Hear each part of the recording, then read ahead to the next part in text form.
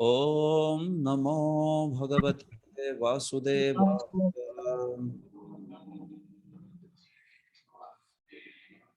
ओम नमो भगवते वासुदेवाय।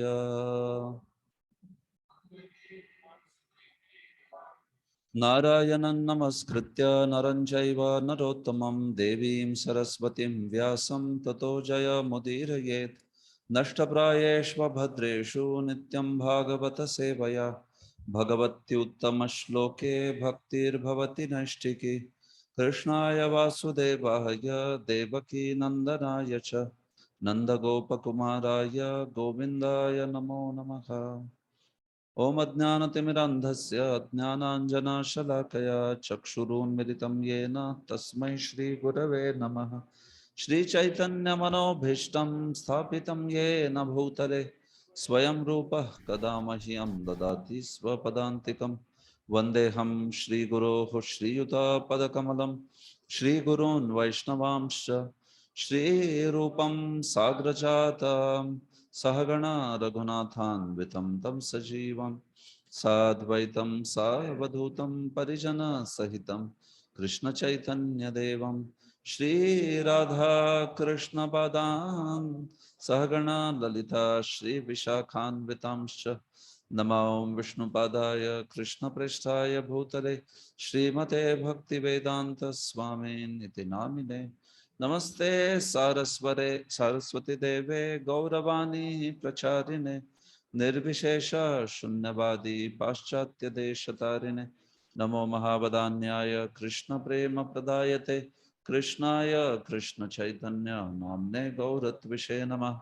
हे कृष्ण करुणा सिंधो दीनबंधो जगत्पते गोपेश गोपिका कांत राधा कांत नमोस्तुते। तप्त कांचन गौरांगी राधे वृंदावनेश्वरी वृषभानुसुते देवी प्रणमामि हरिप्रिये।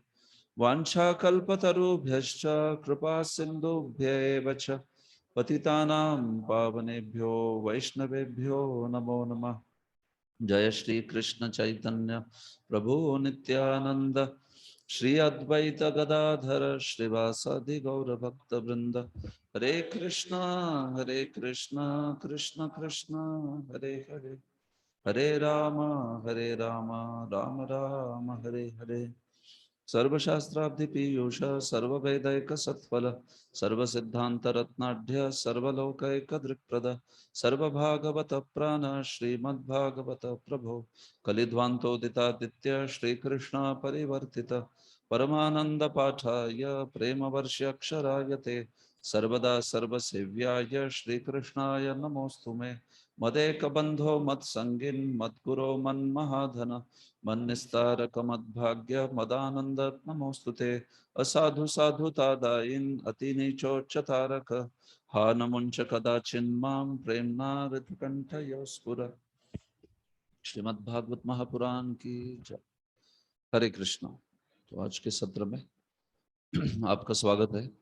तो हम लोग इस अध्याय की चर्चा पूरी करते हैं और फिर उसके पश्चात अगला अध्याय भी प्रारंभ करेंगे आज के सत्र में। तो श्रीमद् भागवत के प्रथम स्कंद के 7वें अध्याय से पढ़ रहे हैं हम और श्लोक संख्या 39 तक चर्चा हुई है। तो हम लोग देख रहे थे कि कैसे अश्वत्थामा ने ब्रह्मास्त्र प्रयुक्त करने के बाद अर्जुन ने उस ब्रह्मास्त्र का निराकरण किया और फिर दोनों ब्रह्मास्त्रों का उपसंहार भी किया और फिर क्रोध से जो अश्वत्थामा है उसको रस्सी से बांध दिया और फिर 5 श्लोकों में भगवान ने अर्जुन को प्रोत्साहन किया है कि इस क्रूर व्यक्ति का वध करना चाहिए, है कि नहीं। जो 5 श्लोक है 34 से लेके 35, 35 से लेके 35, 36, 37, 38, 39, इन 5 श्लोकों में भगवान ने बोला है कि क्यों मारना चाहिए उसको। और फिर द्रौपदी जो है क्यों नहीं मारना चाहिए ये बोलेगी। तो बस इन दोनों के ही आर्गुमेंट्स है और कुछ नहीं। बाकी सब या तो इस साइड है या उस साइड है, वो कुछ नया बोलने वाले है नहीं। तो आपके पूर्व स्वाध्याय में कुछ प्रश्न है कि भाई ये बताइए करके, तो कुछ लोग कंफ्यूज हो गए थे। इतने लोगों ने कहा है, बोले अरे कुछ ज्यादा लोगों ने कहा ही नहीं, कुछ दो ही लोगों ने कहा है ऐसे, द्रौपदी ने और भगवान ने, बाकी ने अनुमोदन किया, हाँ यही ठीक है करके। वो थोड़ी ना नए कारण दे रहे कुछ और, कुछ नए कारण नहीं दे। अब भीम ने भी नया कारण कुछ नहीं दिया, बस बोला इसको मारना चाहिए। कारण कहाँ दिया नया कुछ? कारण देने वाले दो ही व्यक्ति है, कृष्णा या द्रौपदी। क्यों कारणों से मारना चाहिए? एक दो तीन चार पांच, क्यों कारणों से नहीं मारना चाहिए? एक दो तीन चार पांच छह, इसको छोड़ के कोई और कुछ कोई बोलता ही नहीं। ये लिखना है, बस इतना ही लिखना। दोनों पक्षों के आपको बस ये बताने हैं कि क्या आर्गुमेंट्स है कर, ठीक है। हाँ, उसको वध करने और अवध मतलब वध नहीं करना है, इसके तर्क क्या है, ऐसा ही पूछा है सर, बस, ठीक है। तो देखिए यहाँ पर कृष्ण के तर्क हो गए 5 श्लोकों में। अभी इसके पश्चात हम लोग देखते हैं द्रौपदी, उनका उनकी कृपावश वो जो है कैसे उनको वध करने नहीं देती है। तो 40वें श्लोक से आगे बढ़ते हैं एक साथ। सूत उवाच एवं परीक्षिता धर्मं पार्थः कृष्णेन चोदितः नैच्छद् हन्तुं गुरुसुतं यद्यप्यात्महनं महान्। पढ़िए, एक मिनट, माता जी आप पढ़िए।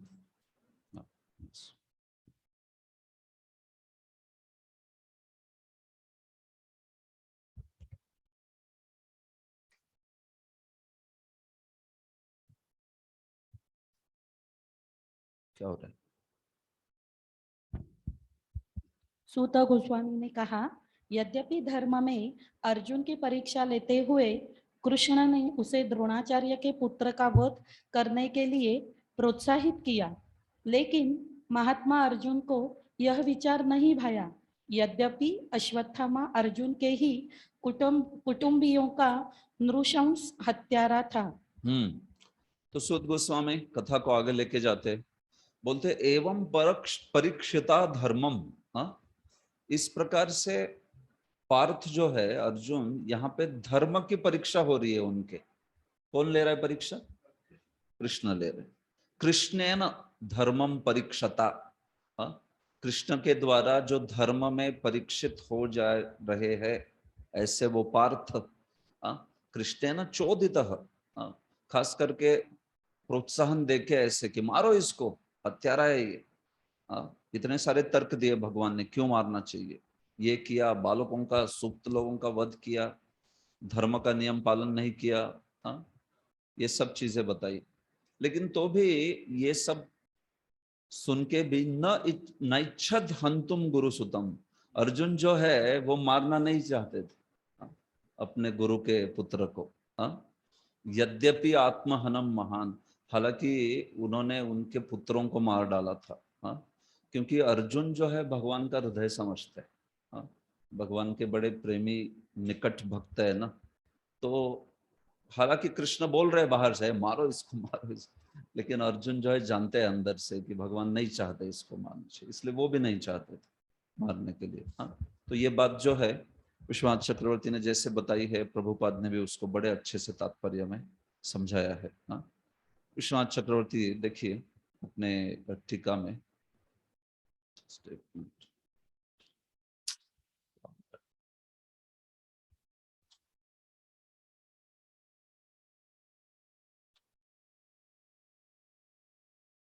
देखिए, धर्मम परीक्षा माने न यद्यपि चोदित तदपि हंतुम न इच्छत। धर्म में जिनकी परीक्षा हो रही है, हालांकि उनको उकसाया कृष्ण ने मारो मारो करके, लेकिन तो भी मारना नहीं चाहते थे। ऐसे क्यों? तो बोले कि महान। देखिए श्लोक में क्या शब्द आता है?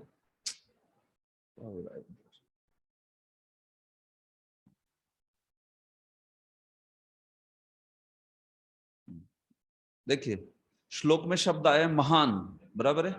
ये महान किसके लिए है? महान किसके लिए है ये शब्द? प्रथमा विभक्ति में अर्जुन के लिए है, ठीक है, अर्जुन के लिए है ये। जिसने इच्छा नहीं की उसके बारे में बोला है महान। हाँ, भले ही भगवान के द्वारा उकसाए जाने पर भी उस महान अर्जुन की इच्छा नहीं थी, ऐसे बोला जा रहा है। हाँ, तो महान अर्जुन के लिए है। तो विश्वास चक्रवर्ती कहते हैं क्यों महान बोला जा रहा है उनको? हाँ, महान इसलिए क्योंकि कृष्ण से स्वभाव अभिज्ञ, कृष्ण का स्वभाव जो जानते हैं, अभिज्ञ। हाँ, कृष्ण का स्वभाव जानने वाले, इसलिए उनको महान कहा गया है। हाँ, तो इसलिए कृष्ण के उकसाए जाने पर भी वो मानना नहीं चाहते थे। तो कोई कहेगा कि भाई क्या है वो कृष्ण का स्वभाव? तस्य च अयम स्वभाव, बोलते वो कृष्ण का ये स्वभाव है। क्या है ये? स्वयं सर्वज्ञ अपि धर्मादि निष्ठा ख्यापनाय तद्वतः भक्तान परीक्षते। हालांकि सब धर्म जानते हैं, वो क्या करना चाहिए क्या नहीं करना चाहिए। हाँ, वो तो सर्वज्ञ है, उनको क्या पता नहीं है। लेकिन तो भी धर्म में अपने भक्तों की निष्ठा दिखाने के लिए भक्तों की परीक्षा लेते हैं।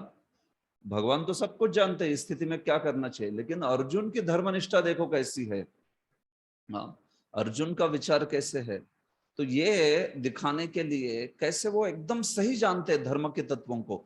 कोई बोलेगा अभी मारना चाहिए, कोई बोलेगा नहीं छोड़ना चाहिए, मारना चाहिए छोड़ना चाहिए। भगवान बोलेगे दोनों करो, और ऐसे करो कि मैं भी प्रसन्न हो जाऊं, द्रौपदी भी प्रसन्न हो जाए, भीम भी प्रसन्न हो जाए, युधिष्ठिर भी प्रसन्न हो जाए, और ये बाकी सब भी प्रसन्न हो जाए। मारो, लेकिन ऐसे मारो कि मतलब वैसे भी नहीं बोलते भगवान, तो बोलते कि देखो ऐसे प्रसन्न करो सबको। तो ये सब सुन के सही चीज करना है, ये दैट इज धर्मादि निष्ठा। ये धर्मनिष्ठा है अर्जुन की एकदम। तो समझते हैं कि धर्म क्या है। केवल भाई कोट करना लॉ कोड की तरह, दफा 302 शास्त्र में ये बोला है, शास्त्र में वो बोला है, इसको धर्म का धर्मज्ञ नहीं कहते। तो धर्मज्ञ यानी सारे उन तत्वों को समझ के बराबर कौन सी स्थिति में क्या लगाना है। तो केवल ये अर्जुन जो है लॉयर नहीं है, अर्जुन जज है, न्यायाधीश है वो। सारी दलीलें सुनने के बाद समझते क्या करना चाहिए, ऐसे ये बात है अर्जुन की। तो ये धर्मादि निष्ठा ख्यापनाएं, उनका वो जो निष्ठा है धर्म में, एकदम सही ज्ञान है क्या है, इसके लिए भगवान ने परीक्षा ली। तो ये भगवान का स्वभाव है, अपने भक्तों की परीक्षा लेते हैं। ऐसे जैसे बड़े उदाहरण सुंदर सुंदर कोट करते हैं विश्वनाथ चक्रवर्ती, कैसे परीक्षा लेते हैं भगवान। जैसे बोलते हैं यहाँ पे इसी सेक्शन में उन्होंने बोला न एनम पार्थ अर्हसि त्रातुम, इसको छोड़ना नहीं चाहिए। तो इससे उन्होंने रौद्र रस प्रदर्शन किया, मारो इसको, इसको नहीं छोड़ना है, इस प्रकार से। तो ऐसा रौद्र रस में क्षत्रिय अर्जुन है, बोलेगा चलो भगवान बोले मारो मारो अभी इसको, ऐसे। तो ऐसे रौद्र रस दिखा के परीक्षा करते हैं कि कितना धर्मवान है ऐसी स्थिति में।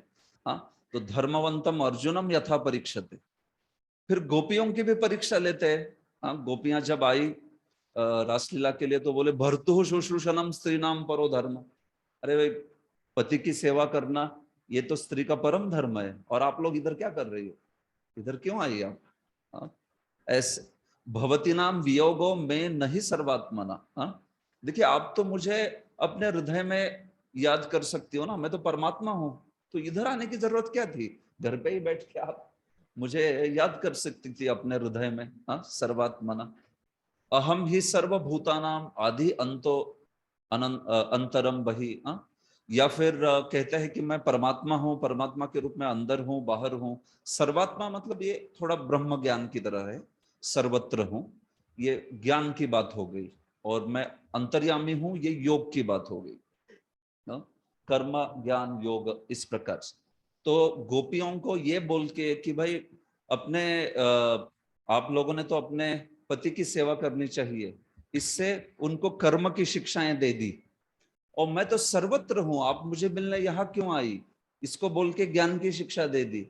और मैं तो आपके हृदय में हूं और हृदय के बाहर भी हूं, सबका अंतर्यामी हूं, ये बोल के योग की शिक्षा दी। ऐसा 3 शिक्षाएं देके उनकी पराभक्ति जो है उसको टेस्ट किया भगवान ने गोपियों की, कि उनका क्या, उसके बाद वो क्या कहती है। ये इस करके कर्म ज्ञान योगो प्रदर्श, समझ रहे क्या आप?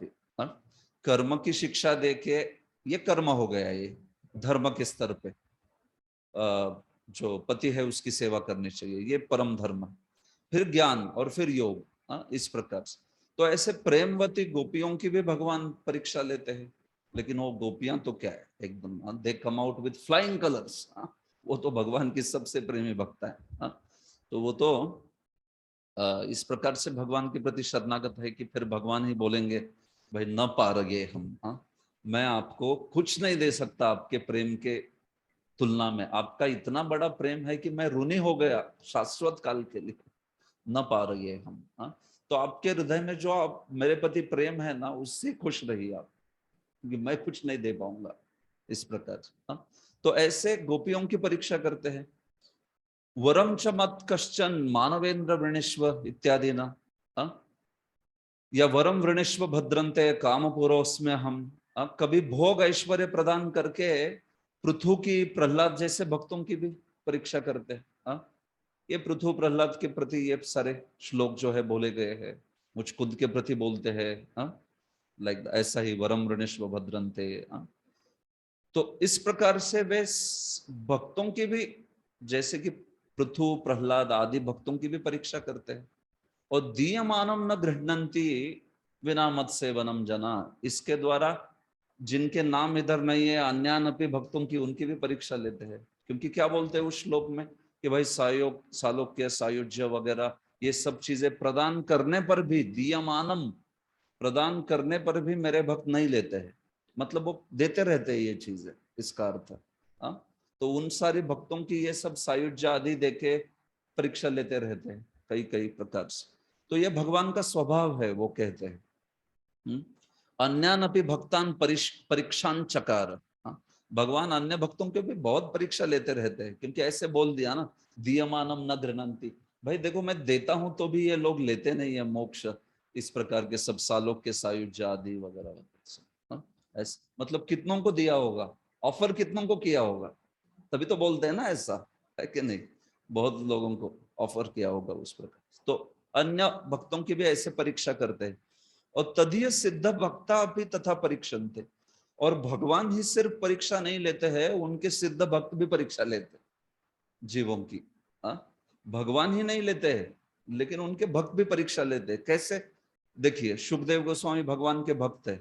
उन्होंने छठे स्कंद में जब वो बोले परीक्षित कि इस पाप का निस्तार कैसे होगा, तो बोले प्रायश्चित है ना, वो प्रायश्चित करने का। तो फिर प्रायश्चित ये जो विधि है, इस विधि के द्वारा पाप जो है वो खत्म हो जाएगा, ऐसा भाव अगर है तो फिर परीक्षित उधर बोलते हैं क्या है प्रायश्चित, ये तो मन ने कुंजर शौचवत, बोलते हैं ना, ये तो हाथी का स्नान के जैसा हो गया। तो उसके पहले प्रायश्चित के रूप में सोल्यूशन दे देना पाप का, ये वास्तविक सोल्यूशन था नहीं सुखदेव, लेकिन देखना चाहते थे कि डिसाइपल कितना समझता है अच्छे से। परीक्षित बढ़िया से समझ गए कि नहीं, तो फिर परीक्षित ने एकदम रिजेक्ट कर दिया उस प्रायश्चित चीज को। यहाँ तक कि ज्ञान को भी रिजेक्ट हो कर दिया, सिर्फ वहां पे भक्ति को स्वीकार किया, कि वही वास्तविक प्रायश्चित है कर। तो ऐसे परीक्षित की छठे स्कंद में परीक्षा की। सिद्धांत अभिज्ञता, कितना सिद्धांत जानता है ये। फिर 9 में श्री कृष्ण लीलाम संक्षेपेण उक्त्वा, लीलोस्युक्तम औस्त्युक्यम। 9वें स्कंध में उन्होंने कृष्ण लीला पूरी कितने श्लोकों में बोली? 9वें स्कंध में आप जानते हैं पूरी कृष्ण लीला कितने श्लोकों में बोली है? 2 श्लोकों में बोली है केवल। एंटायर कृष्ण लीला जो अंतिम चैप्टर है, उसके अंतिम कुछ 2 श्लोकों में पूरी लीला बोल दी है भगवान की। आप वो श्लोक देखोगे तो श्री कृष्ण मथुरा में आए और फिर मथुरा से व्रज में गए और फिर कहीं असुरों को मारा, फिर वहां से द्वारका गए, द्वारका में कई असुरों को मारा और कुरुक्षेत्र में सारे अधर्मी राजाओं को मरवाया, और फिर उसके बाद पूरी तरह से रिटायर हुए और फिर अपनी लीला खत्म कर दी। 2 श्लोक फिनिश्ड कृष्ण लीला। ऐसे 2 श्लोक है, आपको दिखाता हूँ यहाँ पर, बड़े प्रसिद्ध है वो 2 श्लोक।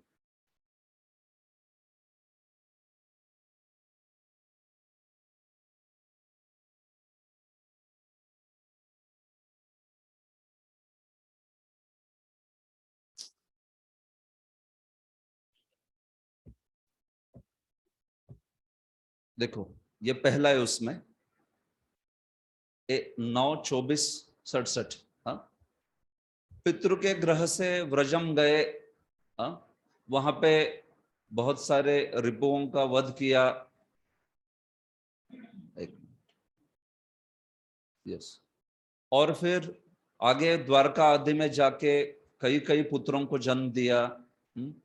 और फिर सारे बहुत लोगों को धर्म अर्थ काम मोक्ष आदि की सारी शिकवन मतलब पढ़ा के वो सब भगवान ने फिर आगे देखिए पृथ्वी का भार जो है उसको खत्म कर दिया। कुरुओं के उस युद्ध में। और फिर इस प्रकार से बोलिए दो तीन चीजें आप पढ़ सकते हो यहाँ पर अनुवाद। और उसके बाद में ये सब करके परम समागत स्वधाम, अपने धाम में चले गए। ये दो ही श्लोक में पूरी लीला बोलती है ऐसे। तो इसीलिए ये दो श्लोक सुन के परीक्षित को लगता है अरे अन्य अन्य लोगों की लीलाएं इतने बड़े बड़े कैंटों में बोली अब तक, और ये श्री कृष्ण की लीला में दो श्लोकों में कटा दिया, दो श्लोकों में खत्म कर दी। तो इसलिए दशम स्कंद के पहले ही श्लोक में परीक्षित बोलते हैं ये क्या, ये नहीं चलेगा। अभी तो मेन चीज जो सुनने की है उसके लिए मैं रुका हूं, और इसलिए आपको विस्तार से बताना है। तो पहले ही श्लोक में बोलते हैं क्या कि आप जो है दूसरे श्लोक में यहां पर बोलते हैं तानी नो वद विस्तारात। अरे भाई विस्तार से बोलिए लीला, इस प्रकार से। तो यहाँ पे दो श्लोकों में ये पूरी लीला बोल के सुखदेव गोस्वामी ने परीक्षा ली थी। नवमे श्री कृष्ण लीलाम संक्षेपेण उक्त्वा लीला औत्सुक्यम, लीला का कितना औत्सुक्य है, कितनी उत्सुकता है, ये चेक किया ऐसे दो श्लोकों में सिर्फ बोल के। और फिर द्वादश स्कंद में भी बड़ा प्रसिद्ध सेक्शन है वो। द्वादश में तो सब कुछ बोल के फिर बोले अंत में मैं अभी कंक्लूजन बता रहा हूं तुमको, और कंक्लूजन के रूप में ब्रह्म ज्ञान बोल दिया। अद्वैत ज्ञान ब्रह्म ज्ञान बोल दिया कंक्लूजन के रूप में। ये सब मैं अभी अंतिम चीज बोल रहा हूं तुमको करके। तो परीक्षित जो है बड़े नाराज हो गए, ये क्या है आपने तो सब मुझे तत्व बताया बढ़िया वगैरह, और ये फिर अंतिम ब्रह्म ज्ञान वगैरह नहीं। तो वहां पे फिर परीक्षित जो है एकदम अच्छे से भक्ति का गुणगान, और ये आपने परम सत्य करके बताया ऐसे करके गुणगान करते, तो खुश हो जाते। सुखदेव समझते कि मेरा डिसाइपल शिष्य जो है उसको समझ गया है एकदम सही तत्व क्या है, इस प्रकार से। तो ब्रह्म ज्ञान वहां पर उपदेश करके भक्ति निष्ठा उनकी जो है उसकी परीक्षा की थी उन्होंने। सुखदेव के द्वारा 3 बार परीक्षित की जो परीक्षा है वो बताई जा रही है इधर ऐसे। तो ये भगवान के भक्तों का स्वभाव है, वे भी परीक्षा करते हैं। तो वैसे ही यहाँ पर क्या हुआ है, जो अर्जुन है उनकी परीक्षा भगवान ने की कि किस प्रकार से अर्जुन इस स्थिति में कार्य करता है, देखते हैं। ये बात है। तो प्रभुपाद जी ने भी इस चीज को समझा। ऐसा नहीं था कि अर्जुन में अपने कर्तव्य का पूरा पूरा बोध नहीं था, नहीं, भगवान श्री कृष्ण अर्जुन के कर्तव्य बोध से अनभिज्ञ थे। लेकिन भगवान श्री कृष्ण कर्तव्य बोध को बढ़ाने हेतु अपने अनेक शुद्ध भक्तों की परीक्षा लेते, पूरे विश्वास चक्रवर्ती के आधार पर। गोपियों की भी ऐसी परीक्षा ली गई, प्रहलाद की ली गई, लेकिन समस्त शुद्ध भक्त श्री भगवान द्वारा ली गई अपने अपनी परीक्षाओं में खरे उतर। ये बात। तो भाई शुद्ध भक्तों की तो भगवान बहुत कड़ी परीक्षा लेते हैं, साधकों की थोड़ी इतनी कड़ी नहीं लेते हैं, अपने अपने स्तर के अनुसार परीक्षा लेते हैं। आप सोचो 5वीं के बच्चे को पीएचडी का पेपर दे दिया तो क्या होगा, वो तो फेल ही होने वाला है। तो वैसे हमारे जीवन में भगवान वैसी परीक्षा नहीं लेते जैसे उनके शुद्ध भक्तों की तरह लेते, उतनी नहीं लेते हैं। लेकिन उन शुद्ध भक्तों की परीक्षा से हमें दिखाते हैं कि देखो ये स्तर है भक्ति का। तो अगर वो स्टैंडर्ड है तो तुम्हारे स्ट्रगल संघर्ष तो बहुत छोटे हैं, क्यों इतना चिड़चिड़ कर रहे हो क्यों इतना गुस्सा हो। लेकिन हमारे हमारे कंप्लेंट शिकायतें तो बड़ी छोटी छोटी रहती है एकदम। जैसा पांडवों के साथ किया, जैसा द्रौपदी के साथ किया, जैसे अन्यों के साथ, वैसी टेस्ट नहीं करते ना भगवान साधकों की, उतना अब तो पूरे पूरे फेल हो जाएंगे। तो इसलिए भगवान साधकों की भी परीक्षा करते हैं, लेकिन ऐसी कड़ी परीक्षा नहीं करते हैं। ये स्वभाव है लेकिन भगवान का, कि भगवान देखते कि कितना गंभीर है भक्ति में मेरे, है क्या सही में गंभीर, हाँ, कि नहीं है गंभीर, ऐसे कर। तो जो प्रामाणिक है भक्त वो परीक्षा में खरा उतरेगा ऐसे। अब प्रामाणिक है तो फिर ऐसे कोई विपदा, तथाकथित विपदा की स्थिति को लेके सोचेगा कि चलो मैं दूर जाता हूँ, क्या है, छोड़ देता हूँ ये, हाँ, भगवान ऐसा क्यों कर रहे हैं मेरे साथ, मैं तो उनकी भक्ति करना चाहता हूँ और क्यों मुझे मेरे साथ ऐसा कर रहे हैं, ऐसे कर। मुद्दा क्या है कि भगवान देखना चाहते हैं कि भाई कितना भक्ति में हम लोग जो है कितनी शक्ति, हाँ, कितनी क्षमता प्राप्त की है ऐसे, हाँ? तो उसी के अनुसार परीक्षा भी करेंगे। बहुत भयंकर परीक्षा हरिदास ठाकुर की तरह नहीं देंगे जो उस स्तर पर नहीं है इस, हाँ? ये बात है। तो यहाँ पे वैसे ही अर्जुन जो है उसको भगवान जो है यहाँ पे परीक्षा कर रहे थे ऐसे। तो इसमें देखते हैं कि अर्जुन किस प्रकार से अपना परफॉर्म करते। अथोपेत्य स्व शिबिरम गोविंद प्रिय सारथि न्यवेदयत् तम प्रियायै शोचन्त्यात्मजान हतान। माता जी पढ़िए। अपने प्रिय मित्र तथा सारथी श्री कृष्ण सहित अपने शिविर में पहुंचकर अर्जुन से उस हत्यारे को अपनी प्रिय पत्नी को सौंप दिया जो मारे गए अपने पुत्रों के लिए विलाप कर रही थी। देखिए उस स्थिति में फिर द्रौपदी के समक्ष लाके उसको वो जो है अश्वत्थामा उसको खड़ा कर दिया, स्वशिबिरम। उन्होंने बोला था द्रौपदी को कि मैं इस व्यक्ति को इसका वध करके तुम्हारे सामने लेके आऊंगा। तो फिर या तो फिर उसको लेके गए, अभी द्रौपदी जैसे बोलती है या उन अन्यों के सामने जो भी उसको दंड देना है ये निर्धार करते हुए उसको लेके गए शिविर में। और द्रौपदी जो कि बड़ा शोक कर रही थी, विलाप कर रही थी अपने पुत्रों के वध के कारण, तो उसके सामने उसको प्रस्तुत किया। प्रभुपाद कहते भगवान श्री कृष्ण के साथ अर्जुन का दिव्य संबंध घनिष्ठ मित्रता के रूप में है। गोविंद प्रिय सारथी शब्द पर व्याख्या कर तो बोलते कि जैसे अर्जुन सखा है वैसे ही हर एक के लिए भी चांस है। आप या तो भगवान के दास बन सकते हो या भगवान के प्रति वात्सल्य का भाव या भगवान के प्रति माधुर्य का भाव ऐसा विकास कर सकते हैं हम लोग। तो जो भी इस प्रकार से इच्छा रखता है उसको भगवान के धाम में वैसा प्राप्ति हो सकती है। हाँ, ये बात बोली जा रही है, बस उतना ही कहते। ततारतम पशुवत् पाशबद्धम अवांग मुखम कर्म जुगुप्सितेन निरीक्ष कृष्णापकृतं गुरो सुतं वाम स्वभावा कृपया ननाम च। श्री सूत गोस्वामी ने कहा, तब द्रौपदी ने अश्वत्थामा को देखा जो पशुओं के भांति रस्सियों से बंधा था और अत्यंत घृणित हत्या का कृत्य करने के कारण चुप था।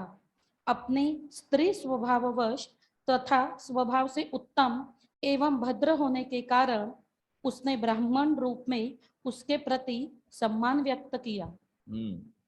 तो इस प्रकार से जिसको लाया गया पशु की तरह बांधा था उसको रस्सी से, अवांग मुखम, और नीचे मुख करके खड़ा था वो एकदम, या कुछ बोल भी नहीं रहा था, ये भी अर्थ हो सकता है। क्यों? क्योंकि कार्य ही ऐसा नीच कार्य किया था ना एकदम। और अभी द्रौपदी के सामने तो आएगा तो फिर तो और भी शर्म आएगी कि इसके ही पुत्रों को मैंने ऐसे मार दिया रात्रि में सुप्तावस्था में, ऐसे। तो इसलिए नीचे सिर झुकाए खड़ा था वहां पर, चुपचाप था। निरीक्ष कृष्णा अपकृतम गुरो सुतम। लेकिन जब कृष्णा ने, द्रौपदी को कृष्णा कहते हैं, क्यों कहते हैं कृष्णा? क्योंकि द्रौपदी का रंग कृष्ण के जैसा है, वर्ण एकदम कृष्ण के जैसा वर्ण है उनका। द्रौपदी जो है नीले और काले नीले रंग के, वैसा ही श्री कृष्ण के जैसा रंग है, इसलिए कृष्णा कहते हैं। और हमेशा ही श्री कृष्ण का स्मरण करती है, तो भी कृष्णा ऐसा। तो निरीक्ष कृष्ण अपकृतम गुरो सुतम, तो इस प्रकार से जिसने अपकार किया था उस पर और पांडवों पर, ऐसे उस अश्वत्थामा को देखकर भी बड़ा विस्मय की बात है, कृपया ननाम च, उसने एकदम वहां पर उनको प्रणाम किया। हाँ, जो अश्वत्थामा है उसको प्रणाम किया, एक दयावश प्रणाम किया। वो ऐसी स्थिति देखी उसकी कि अरे ये ब्राह्मण है, हाँ, और ब्राह्मण का पुत्र है, हमारे गुरु का पुत्र है, और इसकी क्या दशा हो गई। हाँ, ऐसा भाव आया। हालांकि ये भी भाव था कि ये ब्राह्मण है इसलिए सम्मान के पात्र है, लेकिन वो दया की परिभाषा वैसे की है कृपया आचार्यों ने, कि उसको लगा कि कितना जघन्य स्थिति में इसकी स्थिति होगी। जो हम लोग जिसको वर्शिप करते थे, जिसका आदर सम्मान ऐसे करते थे, उसी को मेरे पति ने इस प्रकार से बांध के लेके आया है, तो दैट इज कृपया। ऐसे एकदम दया आई उसको, वो द्रौपदी जी को दया आई, हाँ, इसको देखकर। क्यों? क्योंकि वाम स्वभाव, उनका स्वभाव ही बड़ा सुंदर था, बड़ी शोभन स्वभाव वाली थी द्रौपदी। हाँ, बड़े सुंदर स्वभाव वाली थी, केवल गुणों, मतलब केवल अपने रूप से नहीं, गुणों से भी बहुत सुंदर थी द्रौपदी। हाँ, एकदम ये वाली कॉम्बिनेशन थोड़ी टफ होती है कि नहीं? कोई रूपवती होती है तो गुणवती नहीं होती, या कोई रूपवान होता है तो गुणवान नहीं होता है। हाँ, ऐसे, क्योंकि उसको रूपवती या रूपवान को बड़ा अहंकार रहता है अपने इसका, तो इसलिए उस पर गुण जो है अच्छे अहंकारी व्यक्ति में टिकेंगे क्या? कोई गुण नहीं। लेकिन द्रौपदी की बड़ी विशेष चीज थी ये कि इतनी रूपवती होके भी बड़ी वाम स्वभाव थी, बड़े सुंदर गुणों वाली थी, बिल्कुल उसमें कोई ये ईर्ष्या और ऐसा प्रकार का स्वभाव नहीं था। महाभारत में जहां पे भी द्रौपदी के बारे में वर्णन आता है, हमेशा बोला जाता है शोभन स्वभावा, वाम स्वभावा, चारु स्वभावा, ऐसी थी वो। तो दैट वाज लाइक बहुत विशेष था उनका स्वभाव। यस, तो फिर स्वाभाविक उनके गुणों के सौंदर्य के कारण, सुंदर स्वभाव के कारण उन्होंने प्रणाम किया। उनको अच्छा नहीं लगा इस स्थिति में देख के उस ब्राह्मण के पुत्र को। प्रभुपाद जी इस चीज को समझाते हैं।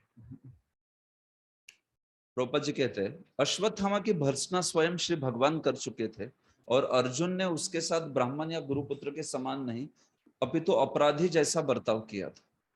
लेकिन जब उसे श्रीमती द्रौपदी के समक्ष लाया गया, तो अपने पुत्रों की हत्या से यद्यपि वह संतप्त थी और हत्यारा उसके समक्ष था, किंतु वह ब्राह्मण या ब्राह्मण के पुत्र को सामान्य रूप से दिए जाने वाले सम्मान से उसे वंचित नहीं कर सके। तो ये उनका शोभन स्वभाव है, कि स्वाभाविक रूप से ब्राह्मण को जैसा सम्मान देना चाहिए, तुरंत वो जो है उठ के खड़ी हुई और प्रणाम किया उनको, कृपया ननाम। और आगे के श्लोक में आएगा कि तुरंत जल्दी से बोले, अरे ये क्या है, छोड़ो इनको, मुच्छता मुच्छता में ईश्वर, इनको तुरंत खोल दो, ये क्या है, ये ऐसे बांध के क्यों लाया उनको? इनको ऐसी आप उनकी अवस्था नहीं कर सकते। ऐसे ऐसे करते हुए खोलने के लिए कहा, मुच्छता मुच्छता में ईश्वर। ऐसे करके अगला श्लोक आया। ऐसे प्रभुपाद जी कहते हैं, द्रौपदी तो यहाँ पे मृदुल नारी स्वभाव है उनका, तो इसलिए वे वैसी थी। लेकिन प्रभुपाद जी कहते हैं कभी कभी ऐसा हो जाता है कि स्त्री जाति बालकों के समान होती है, अतः उसमें पुरुष की तरह विवेक शक्ति नहीं होती। तो डिस्क्रिमिनेशन नहीं होता है। ये द्रौपदी जी की बात नहीं हो रही है, कोई साधारण नारी की बात हो रही है। द्रौपदी तो परम वैष्णवी थी, और बड़ी सूक्ष्म बुद्धि वाली भी थी। लेकिन प्रभुपाद जी कहते कि कभी कभी एक स्त्री का स्वभाव भी होता है कि विवेक शक्ति डिस्क्रिमिनेशन आदि ना हो, बड़ी कोमल स्वभाव की होती है, स्वाभाविक ही। तो यहाँ पे वो एक मृदु स्त्री होने के कारण, एक वैष्णवी होने के कारण स्वाभाविक अपना सौजन्य त्याग नहीं पाई। हालांकि वो जो अश्वत्थामा एकदम जघन्य अवस्था में था, उसने जघन्य निंदनीय कृत्य किए थे, लेकिन तो भी उनको सम्मान देने से वो चूकी नहीं, उनको सम्मान दिया, क्योंकि वो ब्राह्मण का पुत्र है, हमारे गुरु का पुत्र है करके गुरु की तरह ही सम्मान देना चाहती थी। प्रभुपाद जी कहते, आज भी हिंदू परिवार में नारियां ब्राह्मण के प्रति समुचित आदर प्रदर्शित करती, चाहे वह कितना ही पतित और नृशंस ब्रह्म बंधु क्यों ना हो। लेकिन अब पुरुष वर्ग ऐसे ब्रह्म बंधु के प्रति विरोध करने लगे, जो उत्तम ब्राह्मण कुलों में जन्म तो लेते हैं, लेकिन जिनके कार्य शूद्रों से भी अधम होते। कई बार देखते हैं आजकल कोई पंडित जी या कुछ होते हैं, अगर कुछ ज्यादा अच्छा स्वभाव नहीं है तो भी स्त्री का स्वभाव होता है सम्मान करती ही करती। लेकिन पुरुष बोलेगा कि अरे ये क्या, कैसा ब्राह्मण है, आपको मालूम नहीं किधर भी खाता है, कुछ भी खाता है, नॉनवेज भी खाता है। ऐसा ऐसा हो गया आजकल। हाँ, ब्राह्मण लोग नॉनवेज भी खा रहे हैं और फिर आके कृत्य करेंगे कुछ, हाँ, ये सब अनुष्ठान आज आदि। लेकिन यूजुअली स्त्रियां वगैरह ज्यादा बोलेगी नहीं, हाँ, ये सब चीजें पुरुष ही, हाँ, थोड़े विवेक वाले होते हैं। वैसे इस श्लोक में एक विशिष्ट शब्द वाम स्वभाव प्रयुक्त हुआ है, जिसका अर्थ है स्वभाव से मृदु तथा भद्र। हाँ, भद्र पुरुष या स्त्री कोई भी बात सरलता से स्वीकार कर लेते हैं, लेकिन औसत बुद्धि का पुरुष ऐसा नहीं कर पाता। हाँ, तो एक जेंटलमैन होता है या, हाँ, एक सज्जन स्त्री है या सज्जन पुरुष है, तो बड़े सीधे होते हैं, उनमें वक्रता नहीं होती है, हाँ, टेढ़े नहीं होते हैं वो। लेकिन जो औसत बुद्धि वाले, एवरेज इंटेलिजेंस वाले, वो ऐसे नहीं होते, वो थोड़े नहीं समझ पाते हैं ये, हाँ, ये जो एकदम सीधे सीधा रहना, हाँ, वक्रता नहीं होना, ये प्रभुपाद जी कह रहे हैं एवरेज इंटेलिजेंस वाले का काम नहीं है, वो तो एवरेज इंटेलिजेंस है, वो तो बेकार है, हाँ, ऐसे। लेकिन प्रभुपाद एक चीज कहते हैं, लेकिन हमें भद्र बनने के उद्देश्य से अपनी तर्क तथा विवेक शक्ति नहीं खो देनी चाहिए। ये बात बता रहे हैं यहाँ पर।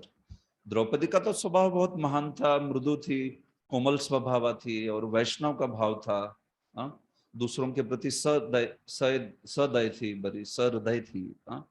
लेकिन प्रभुपाद जी कह रहे ये सब चीजें होते हुए इस चीज का ध्यान रखना चाहिए कि तर्क तथा विवेक शक्ति नहीं खोनी चाहिए, हाँ, ऐसे हमें मृदु स्त्री स्वभाव का अनुकरण नहीं करना चाहिए, और इस प्रकार जो प्रामाणिक नहीं है उसे स्वीकार नहीं कर लेना चाहिए। दोनों एंगल से प्रभुपाद जी समझा रहे। एक ओर से द्रौपदी का मृदु स्वभाव एकदम उचित था, वो, हाँ, स्त्री सुलभ उस प्रकार का स्वभाव और एक वैष्णवी स्त्री का। लेकिन तो भी दूसरी ओर से जहां पे न्याय्य कुछ चीज है, तो न्याय्य चीज को उसी प्रकार से देखना चाहिए कि क्या ये सही है, हाँ, क्या ये गलत है।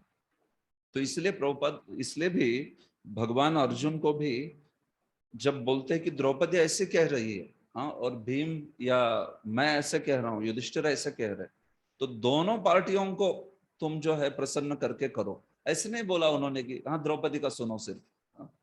तो दोनों जो पार्टी है जरूरी है, यहाँ पर दोनों भी महत्वपूर्ण है। देखिए बात यहाँ पर क्या है, पर्सपेक्टिव की है, हाँ। वैष्णव का क्या भाव रहता है कि अगर मेरे ऊपर कुछ दुख आ रहा है तो वो सह लेता है, हाँ? अपने ऊपर आ रहा है और उसके लिए थोड़ा अन्याय भी हो जाए, उस पर अत्याचार भी हो जाए, तो सहन करने का एक भाव रहता है उस पर, हाँ, उसका। लेकिन जहां बात आ गई अन्यों की, या जहां बात आ गई न्याय देना चाहिए इस स्थिति में, हाँ, तो फिर वो जो है दूसरा पहलू है। तो द्रौपदी जो है वो निजी दृष्टिकोण दिखा रही है, हाँ, वैष्णव का, कि अपने ऊपर जब कोई पीड़ा होती है तो वो कैसा देखता है, हाँ, ये द्रौपदी का भाव। और भीम जो है इस स्थिति में न्याय क्या है वो दिखा रहा है, ऐसा। तो दोनों पहलू ठीक है अपनी जगह पर, हाँ, दोनों भी है। जस्टिस एक साइड में और दूसरी साइड में उस व्यक्ति को देखना है कि वैष्णवता क्या होती है, हाँ? वैष्णवता जो है वो किस प्रकार से। केवल आप वैष्णवता देखोगे और कोई जिसने गलत कार्य किया है उसको दंडित नहीं करोगे तो वो फिर गलत हो जाएगा। और केवल दंड सोचोगे, दंड दंड न्याय क्या है, न्याय क्या है, फिर वैष्णवता किधर गई, हाँ? वैष्णवता तो छिप गई कहीं पर, है कि नहीं। तो इसलिए भगवान ये दोनों चीजें यहाँ पर दिखा रहे हैं, और इसलिए अर्जुन इस प्रकार का बर्ताव करते हैं कि जो न्याय भी है और जो वैष्णवता भी दर्शाता है, सही धर्म भी दिखाता है, हाँ, ऐसे। धर्म का भी वहां पर प्रॉपर धर्म योग्य भी है, न्याय्य भी है, हाँ। इसलिए आगे जब द्रौपदी के वाक्य आएंगे 50वें श्लोक में, तो द्रौपदी के वाक्यों के 6 गुण बताए हैं, हाँ। ये श्लोक जो हम पढ़ रहे हैं ना, हर एक श्लोक एक एक द्रौपदी के वाक्यों का गुण दिखा रहा है। ये धर्म युक्त है, ये न्याय युक्त है, ये दया युक्त है, ये जो है निर्व्यलीक है, कपट रहित है। ऐसे 6 गुण हैं उनके हर एक वाक्य के, हाँ। तो जैसे अंत में देख लेंगे हम 50 में वो, लेकिन ये हर एक श्लोक जो है उनका एक गुण दर्शा रहा है। तो ये बहुत अच्छा है जो बोल रही है वो सब, हाँ? लेकिन इसके साथ साथ ये बात भी है कि दंड जो है वो जरूरी है। अन्याय पर अन्याय जिसने किया है उसको दंड नहीं करेंगे तो फिर वो अधूरा रह जाएगा, हाँ, न्याय जो है उचित नहीं है वो, ऐसे। तो खास करके सब लोगों में सिखाने के लिए, धर्म आदि की प्रतिष्ठापना के लिए ये दूसरा पहलू भी बहुत जरूरी है। तो इसलिए प्रभुपाद जी दोनों एंगल से बोलते हैं। एक ओर से बोलते हैं कि द्रौपदी का बड़ा सुंदर स्वभाव है, शोभन स्वभाव वाली है, और दूसरे ओर ये भी बोलते हैं कि मृदु स्त्री का ऐसा अनुकरण नहीं करना चाहिए स्वभाव का। हाँ, मतलब दोनों चीजें जो है उसको लेते हुए कार्य करना चाहिए। तो देखिए आगे, उवाच च सहन्त्यस्य बंधनानयनम सती मुच्यताम एष ब्राह्मणो नितराम गुरुः। वह अश्वत्थामा का इस प्रकार रस्सियों से बांधा जाना सह नहीं सकी और भगवत परायण स्त्री होने के कारण उसने कहा, इसे छोड़ दो, क्योंकि यह ब्राह्मण है, हमारा गुरु है। यस यस, तो देखिए ये बात है। हाँ, तो ननाम नमन किया और उवाच, हाँ दोनों च है, दो दो बार च बोला है, नमन किया और फिर बोली। हाँ, तो उसमें एक शीघ्रता का बोध है। हाँ, कि वो सहन नहीं कर पाई, वो देख नहीं पाए। हाँ, संभ्रम बोलते, संभ्रम मतलब बहुत शीघ्रता। हाँ, ऐसे तो जैसे ही देखा तो तुरंत नमन किया और तुरंत बोली कि ये क्या है, छोड़ो इनको, निकालो ये रस्सियां। ऐसे हाँ, मतलब सहन नहीं कर पाई बिल्कुल भी, असहनती, ऐसे कि उसको कैसे बांध के लाया था एक पशु की तरह। मुच्चताम एष ब्राह्मणों नितराम गुरु, अरे ये ब्राह्मण है, ये हमारा गुरु है, हमारे गुरु का पुत्र है। हाँ, इस प्रकार से। तो श्री विश्वनाथ चक्रवर्ती का कमेंट है कि सती शब्द यहां पर प्रयुक्त किया है। उनके लिए तद बंधन असहत्वात, उनका बंधन भी सहन नहीं कर पाई वे द्रौपदी। अर्जुन ने तो बांध के लाया खुद ने पशु की तरह, लेकिन वे तो बंधन भी सहन नहीं कर पाई। मतलब भगवता धार्मिकत्वे परीक्षितात, मतलब धार्मिकता में भगवान की परीक्षा में वो तो अर्जुन से भी साधुत्ववती निकली, ऐसा कहते। अर्जुन जिसकी परीक्षा भगवान ने की थी, परीक्षितात का अर्थ परीक्षित नहीं है, जिस अर्जुन की परीक्षा भगवान ने की है, ऐसा अर्थ है उधर। हाँ, परीक्षित का यहाँ पे क्या पॉइंट है, परीक्षित का कुछ लेना देना नहीं। अर्जुन जो कि परीक्षित था भगवान के द्वारा, उस अर्जुन से भी साधुत्ववती निकली है, क्योंकि ये तो सहन भी नहीं कर पाई उस स्थिति में उनको, ऐसे। हाँ, तो विश्वनाथ चक्रवर्ती गुणगान करते हैं उनका, ये भाव है उनका। हालांकि वो दूसरा पहलू है, वह न्याय क्या है, दंडित करना चाहिए, हाँ ये सब चीजें है, लेकिन जहां तक बात है धार्मिकता की, तो वो तो अर्जुन से भी साधुत्ववती जो है वो कही गई है, इस प्रकार से। तो द्रौपदी का विशेष गुणगान है हमेशा ही, उनकी कृष्ण के प्रति भक्ति जो है बड़ी अनोखी। जैसे अर्जुन की भक्ति है गुणगान, वैसे ही द्रौपदी की भी भक्ति है। भगवान के प्रति सख्य भाव है उनका। विश्वास, श्री रूप गोस्वामी कहते हैं भक्ति रसामृत सिंधु में। तो वो सख्य का पहलू है। तो उस प्रकार का कि भगवान ही मेरे प्रिय हितचिंतक है, he is my greatest well wisher, इस प्रकार का भाव है उनका भगवान के प्रति। तो द्रौपदी जी कहते हैं, जो ही अश्वत्थामा को द्रौपदी के समक्ष लाया गया, तो उसे यह असह्य लगा कि एक ब्राह्मण को अपराधी की तरह बंदी बनाकर उस अवस्था में उसके समक्ष लाया जाए, विशेष रूप से कि जब वो अपने गुरु का पुत्र था, ऐसे। तो इस प्रकार से तो वो सह भी नहीं कर पाई। तो ये उनकी सतीत्व, उनकी धार्मिकता, भगवान के प्रति भक्ति में धर्मनिष्ठा जो है वो दिखाता है। प्रभुपाद जी आगे कहते हैं, अश्वत्थामा ब्राह्मण या गुरु का कर्तव्य निर्वाह करने में असफल रहा, अतएव ब्राह्मण के उच्च पद से उसका तिरस्कार होना उचित था। इस दृष्टि से भगवान श्री कृष्ण तथा अर्जुन दोनों द्वारा अश्वत्थामा की भर्त्सना उचित थी एकदम। लेकिन द्रौपदी जैसी उत्तम स्त्री के लिए यह विषय शास्त्रीय न होकर प्रथा का प्रश्न था।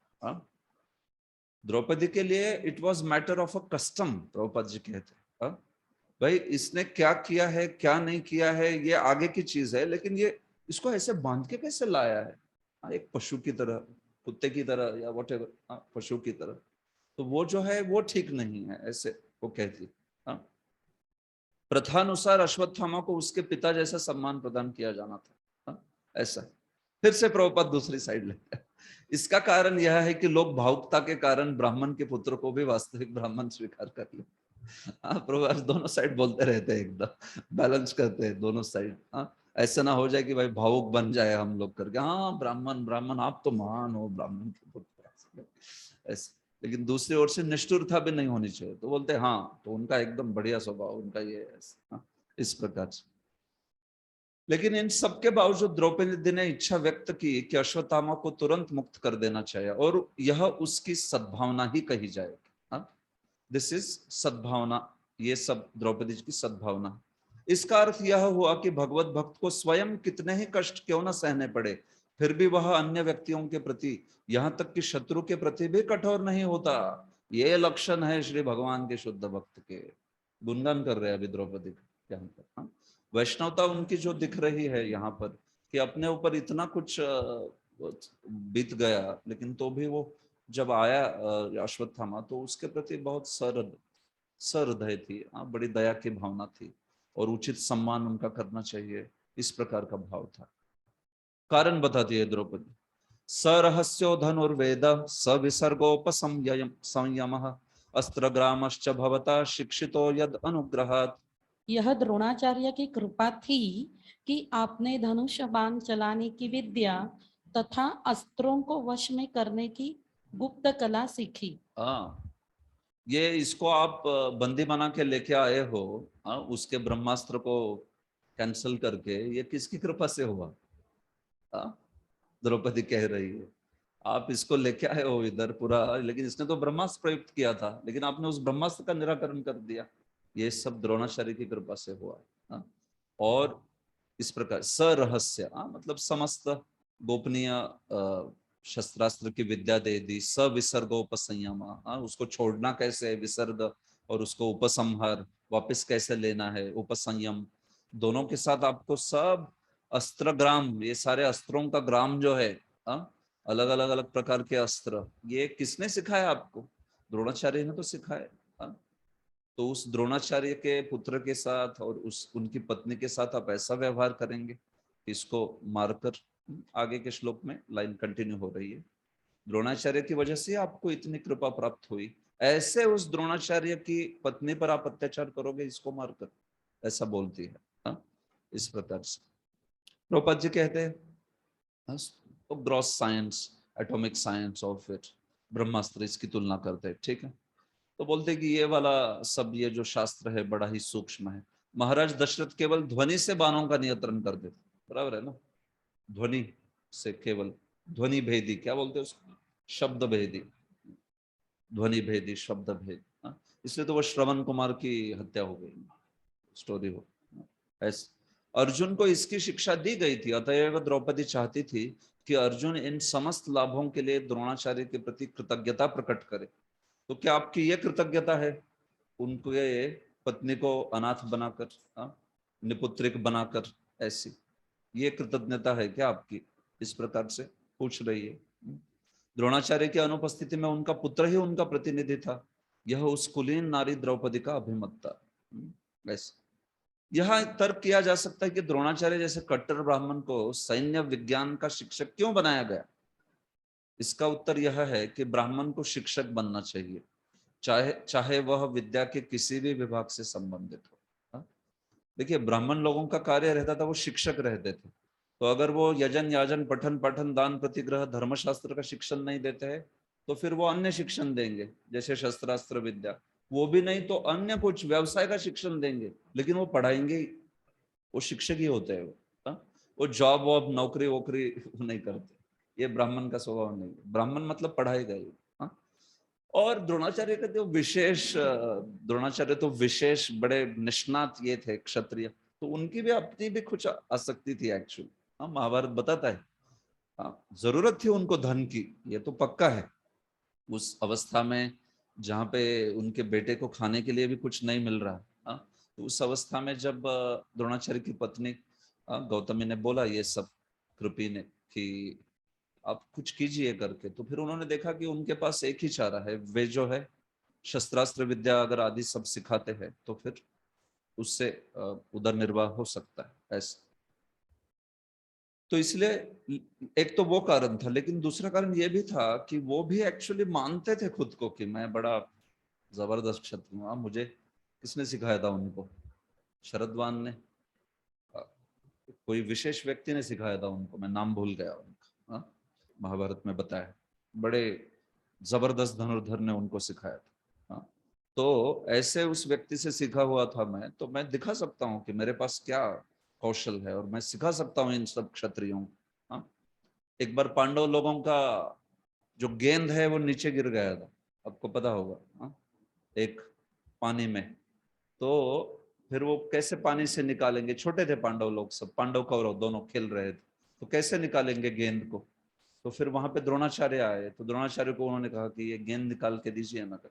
तो द्रोणाचार्य ने जो कुश रहता है, उस कुश का तृण लेके वो अपने विद्या से उस गेंद में मारा इस प्रकार से कि वो उसमें स्लाइटली थोड़ा घुस जाए।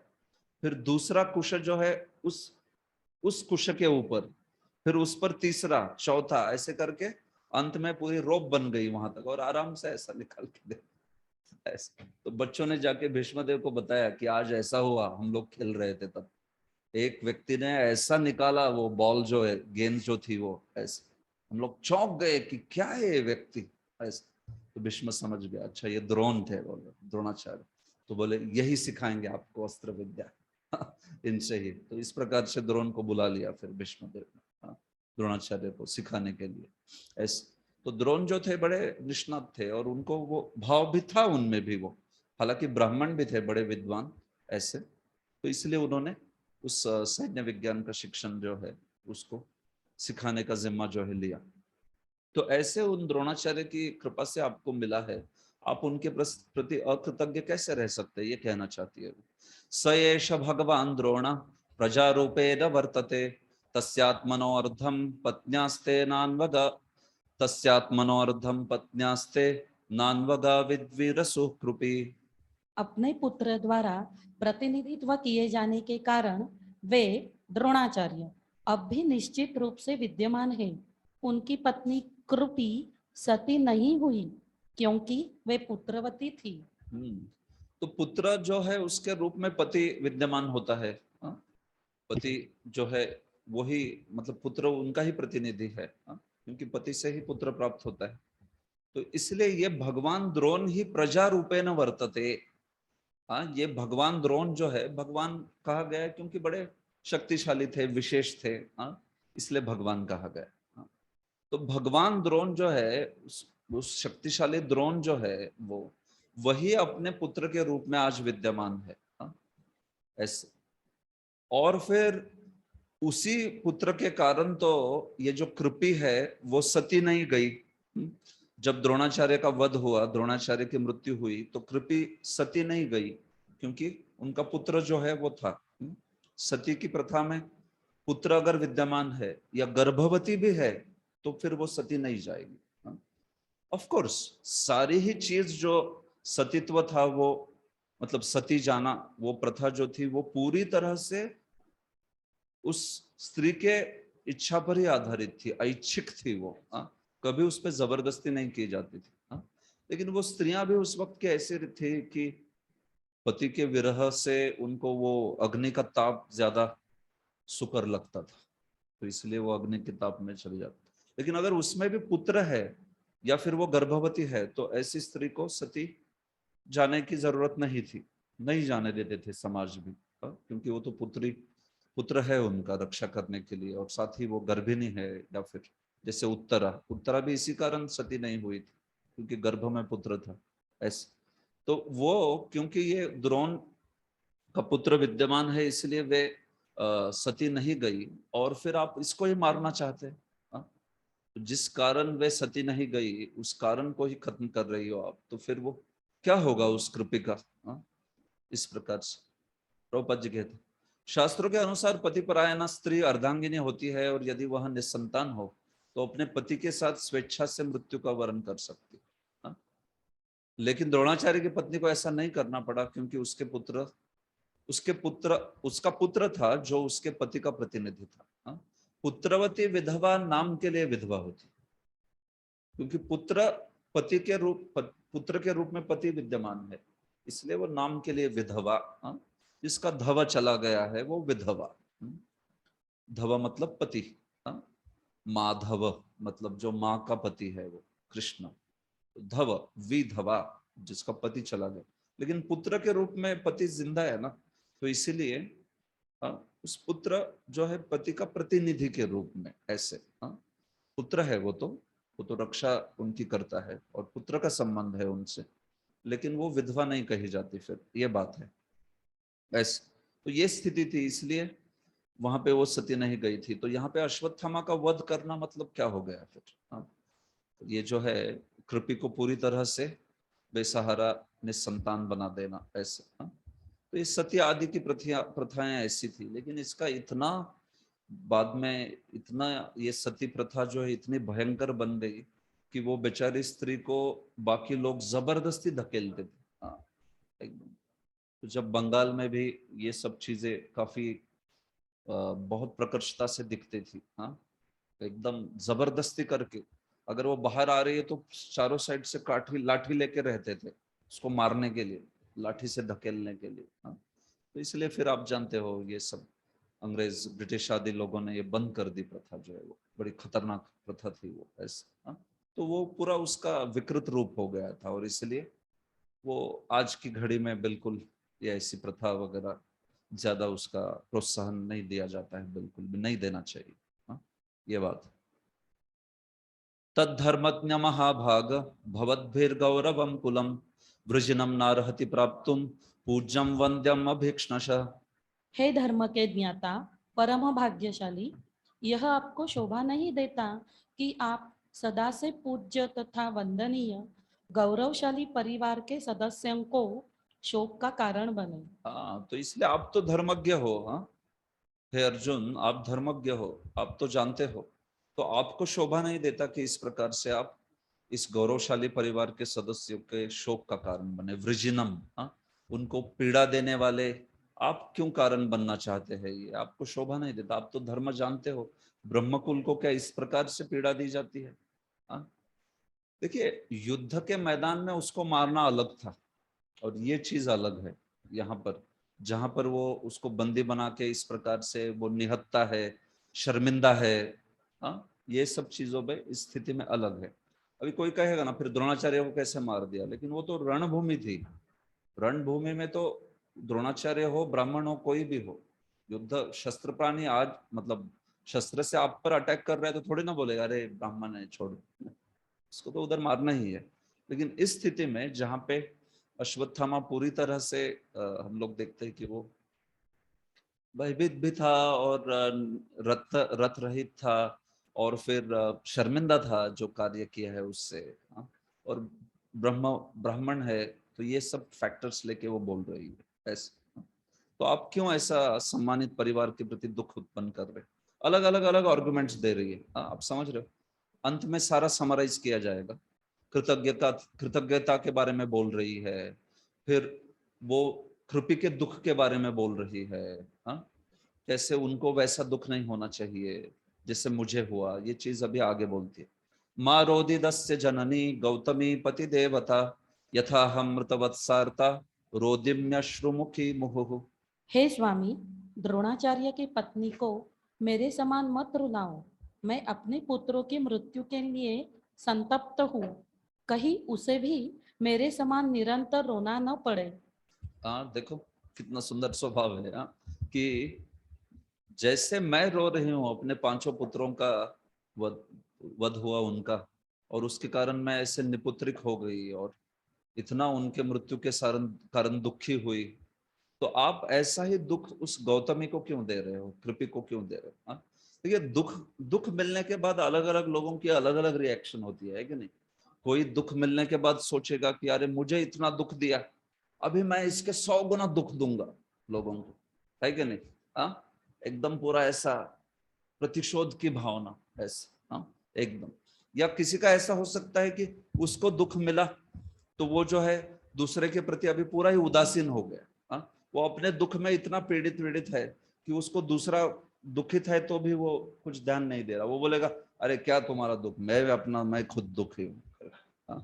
तो मैं क्या एक्सपेक्ट करते हो कि तुमको क्यों मैं ध्यान दूं करके? ऐसे होता है ना। तो ज्यादातर हमारा ऐसी स्थिति होती है हमारी, हम लोग दुखी रहते तो हम अपने ही इसमें रहते हैं।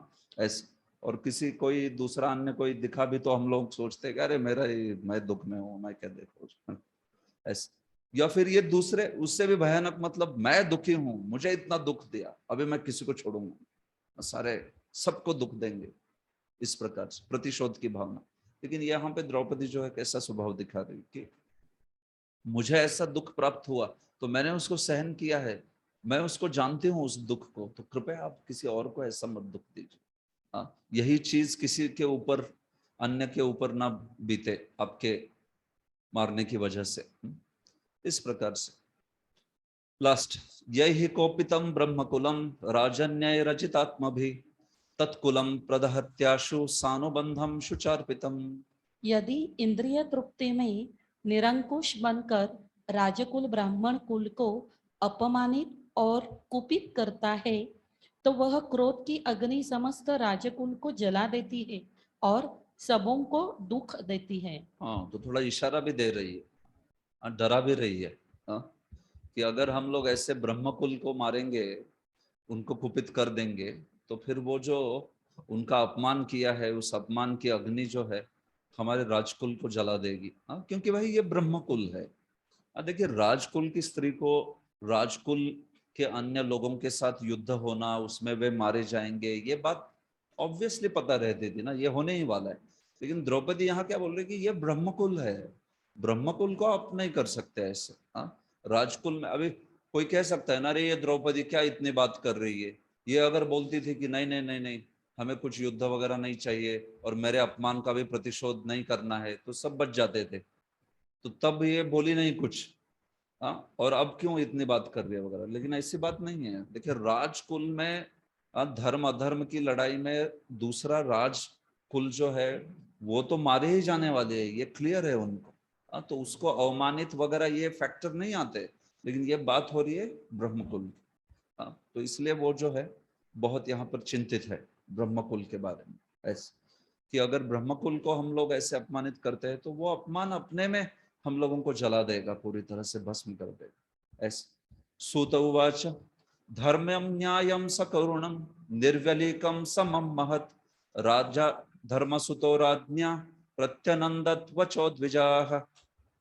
सूत गोस्वामी ने कहा, हे ब्राह्मणों, राजा युधिष्ठिर ने रानी के वचनों का पूर्ण अनुमोदन किया, क्योंकि वे धर्म के नियमों के अनुसार न्यायोचित, गौरवशाली, दया तथा समता से पूर्ण एवं निष्कपट थे। तो 6 कैरेक्टरिस्टिक बोले उनके स्पीच की, उनकी वाणी की। धर्म्य, न्याय्य, सकरुण, निर्व्यलिक, समम, महत्। ठीक है, 6 कैरेक्टरिस्टिक्स है, 6 श्लोकों में द्रौपदी बोली, और 6 श्लोकों का 6 कैरेक्टरिस्टिक है, तो अंत में उसको बोला जा रहा है। तो जो भी उन्होंने बोला वैसे रैंडम बोला नहीं है। हर एक चीज में ये पहलू है। उनके वचन धर्म्य थे, न्याय्य थे, सकरुण थे, निर्व्यलिक थे, सम थे, महत् थे। इस प्रकार से तो इसको श्रील श्रीधर स्वामी जो है समझाते हैं कि ये क्या धर्म्य, क्या न्याय्य, कौन सा वचन किस प्रकार से। ये बहुत अच्छे से उन्होंने इसको समझाया है, तो इसको देखते हैं। उसको प्रभुपाद जी ने भी बोला ही है, लेकिन एकदम श्लोकों के साथ पर्टिकुलरली देख लेंगे आप तो फिर एकदम सहज समझ जाओ ऐसे। देखिए श्रीधर स्वामी, धर्म्यम इत्यादयो वचसः षड्गुणा पूर्व श्लोक षट के द्रष्टव्य। धर्म्यम आदि जो गुण बताए हैं द्रौपदी के वाणी के, वे पूर्व जो 6 श्लोक आए ना उसमें देखने चाहिए बोलते हैं। तो धर्म वचन कौन से है? धर्मादन पेतम, मतलब क्या? जो धर्म के विषय से, दृष्टिकोण से एकदम उचित है, धर्म पूर्ण है। तो वो श्लोक था मुच्यताम मुच्यताम वाला, कि ये ब्राह्मणों नितराम गुरु, ब्राह्मण हमेशा गुरु होता है। तो इसलिए आप उसको ऐसी ट्रीटमेंट, ऐसी उसको इस स्थिति में नहीं हो सकता वो कि उसको बांधा है पशु की तरह। तो ये धर्मपूर्ण नहीं है, क्योंकि ब्राह्मण जो है उसको ऐसा इस प्रकार का व्यवहार नहीं करना चाहिए। तो ये जो वचन है ये धर्मपूर्ण वचन है। धर्म क्या है कि भाई कोई ब्राह्मण हो, ब्रह्म बंधु हो, तो भी उसका एक उचित सम्मान करना ही चाहिए। भले ही उसको दंड दिया जाएगा बाद में वगैरह, लेकिन उसको आप एक पशु की तरह ट्रीटमेंट नहीं दे सकते। ये धर्मपूर्ण वचन। न्यायम जो है न्यायपूर्ण, न्यायादन पेतम सरहस्य इत्यादि, उसके बाद वाला श्लोक सरहस्य वाला, हाँ, कि जिन द्रोणाचार्य ने आपको इतना कुछ धनुर्विद्या आदि वगैरह दिया, तो उन द्रोणाचार्य के पुत्र को ही उसका ही वध करके आप इस स्त्री को, कृपि को विधवा बना रहे हो, क्या ये न्याय है? हा? तो न्याय की जब बात आती है तो क्या बात है ये, कि क्या ये कृतज्ञता है, क्या ये सही है? हा? बर्ताव, इसमें वर्ल्डलीनेस है थोड़ा सा, हा? कि इस व्यक्ति ने आपके ऊपर कितना कुछ उपकार किया, तो आप उसके प्रति कैसे अपकार कर सकते हैं? तो ये ज्यादा धर्म का वचन नहीं है, ये जो है नीति का वचन है, न्याय का वचन है ये। तो दैट इज न्याय। हम लोग बोलते हैं ना, ब्राह्मण को कोई कहेगा कि अरे ब्राह्मण को ऐसा बर्ताव नहीं करना चाहिए, तो कोई बोलेगा ये क्या ब्राह्मण, ये सब बेकार, तो बोलो मत।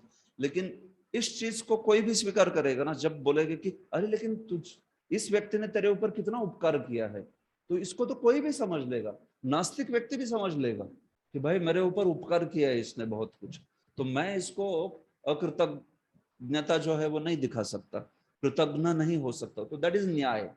न्याय मतलब नीति से आता है, तो इट इज नीति। उसमें धर्म का बोध नहीं, धर्म वाला पिछला वचन था, इसमें न्याय वाला वचन है। ऐसा सकरुणम तस्य आत्मना अधर्म अर्धमिति, ये कृपि जो है इनकी अर्धांगिनी है, और ये सती नहीं गई केवल इस कारण से कि इनका पुत्र था करके, तो इसमें उनकी दया दिख रही है, दया का भाव, करुणा का भाव, कि कृपि के बारे में वो सोच रही है, कि कृपि जो है वो, अगर इस पुत्र को आप मार दोगे तो फिर वो तो इसी पुत्र की वजह से जीवित थी और आपने उसी को ही मार दिया, तो ये करुणा का भाव। ठीक है, आगे वाला श्लोक निर्व्यलिकम तद धर्मज्ञ इति, निर्व्यलिकता जो है वो धर्मज्ञ वाले श्लोक में दिख रही है। निर्व्यलिक मतलब क्या? निर्व्यलिक मतलब कपट रहित शब्द, श्लोक कपट रहित शब्द, उसमें कोई कपट नहीं है, उसमें कोई नॉन डुप्लिसिटस, ऐसे नहीं कि उसमें कुछ तो अश्वत्थामा को बचा के द्रौपदी का कुछ फायदा है अपना, ऐसे करके इसके पीछे कोई एक हाँ मोटिवेशन है कुछ, तो अगर इसको बचाएंगे वगैरह तो हो सकता है आगे फिर कुछ दूसरा फायदा हो हमारा वगैरह, ऐसा भाव नहीं था निर्व्यलिकम। तो वो कैसे दिखता है? तो वो बोलती है कि आप ही तो धर्मज्ञ हो ना, आप धर्म जानते हो, आप बताइए इसमें मैं कोई ऐसा कपट वाला व्यवहार कर रही हूँ? मैं कोई मूर्ख व्यक्ति को बोल नहीं रही हूँ ना, धर्मज्ञ को बोल रही हूँ। तो आप धर्म जानते हो, आप बताइए कि इसमें क्या कपट है कर। तो ये बता के कि अर्जुन तो पूरी तरह से धर्म जानते हैं, वो क्लियरली बता रही है कि इसमें मेरा कोई दूसरा एजेंडा नहीं है ऐसे, ये कपट रहित है, क्योंकि अर्जुन तो धर्म को समझने वाले हैं, और आप स्वयं धर्म को समझते हो, तो आप बताइए कि किस प्रकार से यहाँ पे क्या कार्य करना चाहिए। वो निर्व्यलिकम, समम जो है, समता का भाव है, वही दुख जो मुझे हुआ वो इनको नहीं होना चाहिए। वो बोला माँ रोदित, दुख साम्योक्ते, उनको दुख साम्य समझ रहा है। अगर मेरे पुत्र मारे गए तो जैसे मुझे दुख हुआ वैसा ही दुख का साम्य, वैसी ही दुख की समता कृपि को नहीं होगी क्या, उनका पुत्र मारा गया करके। तो इसलिए ये सम शब्द है, इसमें समता का भाव है। उसमें हम लोग बोलते हैं ना अंग्रेजी में कि उसमें एम्पैथी है, एम्पैथेटिक, कि उसकी जगह पे जाके देखना कि जैसे मुझे दुख हुआ है वैसे ही इस व्यक्ति को भी दुख हुआ है, होगा अगर ये किया तो। That is called as empathetic. Sympathy और एम्पैथी में फर्क होता है। ऐसे तो ये बात है, वो समता है। और अंत में महत शब्द बोले गए। तो महत का क्या भाव होता है कि महत मतलब कड़े शब्द बोले उसने, कठोर शब्द बोले, निष्ठुरोक्त्या हितोपदेशात, निष्ठुर वचन कहे कुछ और उसके द्वारा हितोपदेश समझा रही है वो। आप लाइटली मत लीजिए इसको, ये ब्रह्मकुल है, इसको आप ऐसे कोपित करोगे तो वो ब्रह्मकुल के कोप की अग्नि हमारे पूरे कुल को खत्म कर देगी। तो ये निष्ठुर उक्ति है ना, थोड़ी कठोर उक्ति है ना थोड़ी, इसमें कोई ऐसा ऐसा वाला भाव नहीं है, अरे प्लीज मत मारो मत मारो, हाँ इनको मारेंगे तो हमारा कुल खत्म हो जाए। तो ये हितोपदेश का भाव है, इसको महत् शब्द कहे गए हैं। निष्ठुरोक्त्या हितोपदेशा, हाँ, हित समझाने के लिए थोड़े कड़े शब्द उन्होंने प्रयुक्त किए, कठोर शब्द प्रयुक्त किए। हाँ, तो इस प्रकार से 6 गुणों वाले ये द्रौपदी के शब्द जो है, जो धर्म सुत मतलब युधिष्ठिर है, उन्होंने जब सुने तो प्रत्यनंदत वचो, हाँ, वे बोले ये एकदम सही है जो द्रौपदी बोल रही है, एकदम पूरी तरह से उसका प्रत्यनंदन किया, अभिनंदन किया। केवल उन्होंने नहीं, द्विजों ने भी ऐसे, या फिर द्विज जो है वो यहाँ पर शुद्ध गोस्वामी बोल रहे शौनक आदि मुनियों के लिए ऐसे। तो मुद्दा क्या है, धर्म राज जो है युधिष्ठिर, उन्होंने भी इसका अनुमोदन किया, जो कि धर्म को सबसे सूक्ष्म तरह जानते थे। युधिष्ठिर तो धर्म में सबसे सुज्ञ थे, विज्ञ थे, है कि नहीं? वो यक्ष वाली कथा आपको पता ही है, यक्ष के उस वक्त यक्ष के सारे प्रश्नों को कैसे उत्तर देते हैं वो, एकदम एक एक, तो पूरी तरह से यक्ष प्रसन्न हो जाते हैं, जो कि धर्मराज ही होते, यमराज होते, जो उनकी उस प्रकार से परीक्षा लेते हैं। तो युधिष्ठिर का बड़ा धर्म का जो विचार था, बड़ा सूक्ष्म था, बहुत अच्छे समझ, और उन्होंने इसका अनुमोदन किया कि द्रौपदी जो है उसके वचन न्याय है करके एकदम, इस प्रकार से। तो इस पूरे ही तात्पर्य में प्रभुपाद जी ने इसी श्रीधर स्वामी के शब्दों को लेके बताया है कि हर एक गुण क्या है, किस प्रकार से है। समता का भाव कौन से वचन में था, निष्कपट का भाव कौन से वचन में था, करुणा का भाव था, गौरव का भाव था, ये सब जो है यहाँ पर बताया है श्रीधर स्वामी के आधार पर। ठीक है। नकुलः सह देवश्च युयुधानो धनंजयः भगवान देवकी पुत्रो ये चान्य याश्च योषितः। नकुल तथा सहदेव राजा के छोटे भाई तथा सात्यकी, अर्जुन, देवकी पुत्र भगवान श्री कृष्ण तथा स्त्रियों एवं अन्यों ने एक स्वर से राजा से सहमति व्यक्त की। तो देखिए, नकुल, सहदेव, युयुधान, सात्यकी, मतलब युयुधान यानी सात्यकी, धनंजय, देवकी पुत्र भगवान, ये सब लोग जो है वो राजा से सहमति व्यक्त की। तो ये वाली पार्टी है ये। हाँ, भगवान पहले तो बोले थे मारो मारो मारो, लेकिन अभी जो है अभी इस साइड आ गए, राजा से सहमति व्यक्त की, सही बोल रहे हैं राजा करके ऐसे यहाँ पे की। फिर से अर्जुन को बोलेगी, लेकिन मैंने ऐसे बोला था, याद है ना? हाँ, तो ये भी पूरे टेस्ट कर रहे हैं अर्जुन को ऐसे। तो सब लोग जो है इस प्रकार से द्रौपदी और युधिष्ठिर जी इनके वचनों का वहां पर अनुमोदन करने लगे, लेकिन एक व्यक्ति को जमान है। कौन? भीम। तत्राहमर्षितो भीमस्तस्य श्रेयान् वद स्मृतः न भर्तुनात्मनश्चार्थे योहन सुप्तान शिशुन व्रथा। लेकिन भीम जो क्रुद्ध मनोदशा में था उनसे सहमत नहीं हुआ और उसने उस दोषी के वध किए जाने की संस्तुति की, जिसने व्यर्थ ही सोते हुए बालकों की हत्या कर दी थी, जिसमें न तो उसका अपना न ही उसके स्वामी का हित था। लेकिन इस स्थिति में भीम जो है बड़े क्रोधित हो गए, ये क्या चल रहा है बोले। इसको मारना ही उचित है, श्रेयान वध स्मृतः। अरे ये इतना नृशंस है, ये इतना नीच है कि इसने वो सोए हुए शिशुओं को मार डाला, और इससे ना तो खुद का कल्याण किया ना अपने स्वामी का कल्याण किया। किसके लिए मारा उसने? वो ना तो वो शिशु लोग उस पर आक्रमण किए थे, खुद जाके आक्रमण किया उन पर, तो खुद के लिए मारा ऐसे भी नहीं बोल सकते कि वो सब मारने को आए इसलिए इसने मारा। ये खुद जाके उन पर आक्रमण, तो ना खुद के लिए मारा, और दूसरा ना स्वामी ने बोला था कि जाके उनको मारो करके। तो स्वामी को प्रसन्न नहीं किया, खुद के लिए नहीं किया। ये इतना नृशंस व्यक्ति है कि इसने ऐसे ही सुप्त शिशुओं को मार दिया, इसको निश्चित वध करना चाहिए इसका। ये क्या सॉफ्ट स्पीकिंग चल रहा है, ये सब चलेगा नहीं, इसको मार देना चाहिए ऐसे। तो एक और भीम, और दूसरी ओर ये सब मंडली, द्रौपदी, खास करके आगे, बीच में अश्वत्थामा, एक और द्रौपदी, कह रही है कि इसको मारे मत, छोड़िए इसको, मुच्चताम मुच्चताम। हाँ, दूसरी ओर है भीम जो बोल रहा है मारो करके। हाँ, और भगवान वगैरह ये सब आजू बाजू में है। तो उस स्थिति में क्या होता है देखिए, निशम्य भीम गदितम द्रौपद्याश्च चतुर्भुजः आलोक्य वदनम सख्युर इदमाह हसन्निव। भीम, द्रौपदी तथा अन्यों के वचन सुनकर चतुर्भुज भगवान ने अपने प्रिय सखा अर्जुन के मुंह की ओर देखा और मानो मुस्कुरा रहे हो बोलना प्रारंभ किया। हाँ, तो ये भगवान का स्वभाव है, मुस्कुराते ही है कौन सी भी सिचुएशन में, है कि नहीं। अर्जुन विमोहित हो गए तो बस मुस्कुराते हैं, स्माइल देते हैं एकदम। हाँ, हसन्निव, हास्य भी नहीं है वो। हाँ, बस फोटो से थोड़ा सा हास्य और स्मित में अंतर है ना, दांत नहीं दिखते हैं स्मित में, सिर्फ होठ हिलेंगे। हास्य में दांत दिखने चाहिए कम से कम। हाँ, ये उसका ये तो हसन निव है ये। हाँ, मानो जैसे हंस रहे हो लेकिन वो स्मित ही था एक्चुअली एकदम। तो ये भीम के वचन सुन के और द्रौपदी के वचन सुन के अर्जुन सोच रहे, ऐसे ऐसे देख रहे, भीम ऐसे बोला अरे इसको मारो, द्रौपदी बोले नहीं इसको छोड़ो।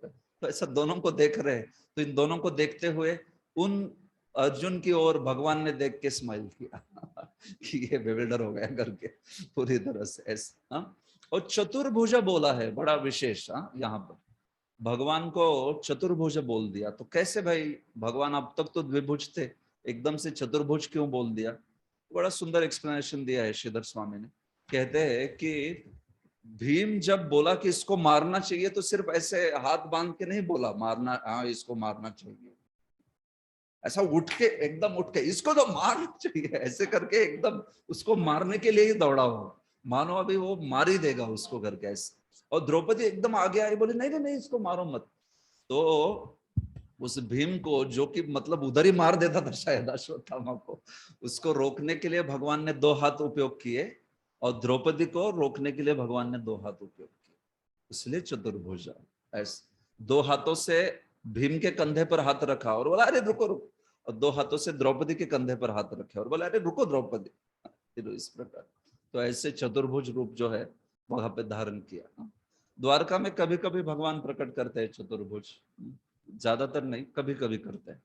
बलदेव विद्याभूषण भगवद गीता की टीका में कहते हैं ये भगवान जो है ना चतुर्भुज रूप प्रकट करते हैं, इसलिए उस रूप को भी सौम्य रूप कहा जाता है। गीता में सौम्य वपुर महात्मा, हाँ है कि नहीं, तो वो द्विभुज रूप भी हो सकता है, चतुर्भुज भी हो सकता है, दोनों भी सौम्य रूप है वो कहते हैं। तो विश्व रूप से पहले चतुर्भुज रूप दिखाया था और फिर चतुर्भुज के बाद में द्विभुज दिखाया था ऐसे। तो प्रभुपाद जी ने भी इसको बढ़िया से समझाया। हाँ? अश्वत्थामा के वध के संबंध में भीम तथा द्रौपदी दोनों के मत भिन्न भिन्न थे। भीम उसे मार देना चाहता था, द्रौपदी बचाना चाहती। आप कल्पना, हम इस बात की कल्पना कर सकते कि भीम मारने हेतु तो तैयार है क्या। भीम ने एक अगर मार दिया मुक्का उसके सिर पे तो वो सिर जो है वो उसके शरीर में चला जाएगा अश्वत्थामा का, ऐसा पावर थी भीम में, इतनी भयंकर। हाँ, एकदम ऐसे कोई मारने को आता था महाभारत में बताया, ऐसे कभी कभी मारने आता था तो उसका हाथ लेके इधर से हाथ ही खींच निकाल देते वो बाहर, ऐसा ऐसा ऐसा मार, हाथ निकाल के फेंक दिया बाजू में, बस वो बगैर हाथ वाला। ऐसे नहीं उसके तलवार को मार रहे वगैरह, हाथ पकड़ के हाथ खींच के फेंक दिया, ऐसे भयंकर एकदम। भीम मतलब रियली भीम ऐसे। तो भगवान ने फिर दो भुजाओं की प्रकट करके दोनों को रोक दिया इस प्रकार से। तो प्रभुपाद जी कहते हैं इसमें कोई प्रॉब्लम नहीं है भाई, दो भुजाएं प्रकट कर दी नारायण के रूप में, वे तो द्विभुज है कैसे। प्रभुपाद कहते हैं यदि आवश्यकता पड़े तो वो सैकड़ों भुजाएं वाले बन सकते हैं, क्या प्रॉब्लम है, किसको प्रॉब्लम है इसमें ऐसे। हाँ, जैसे अर्जुन को उन्होंने अपने विश्व रूप में दिखलाया था, है कि नहीं, सैकड़ों भुजाएं वाले, फिर बन गए चार भुजा वाले और फिर बन गए दो भुजा वाले ऐसे। ठीक है, भगवान मुस्कुरा रहे थे, देखते चाहते थे कि अर्जुन कैसे कार्य करेगा। श्री भगवान उवाच ब्रह्म बंधुर्न हंतव्य आतताई वधर्हण मया एव उभयम आम्नाथम परिपानुशासनम कुरु प्रतिश्रुतम सत्यम यत्तत् सांत्वयथा प्रियम प्रियम च भीमसेनस्य पांचाल्या मामेव च।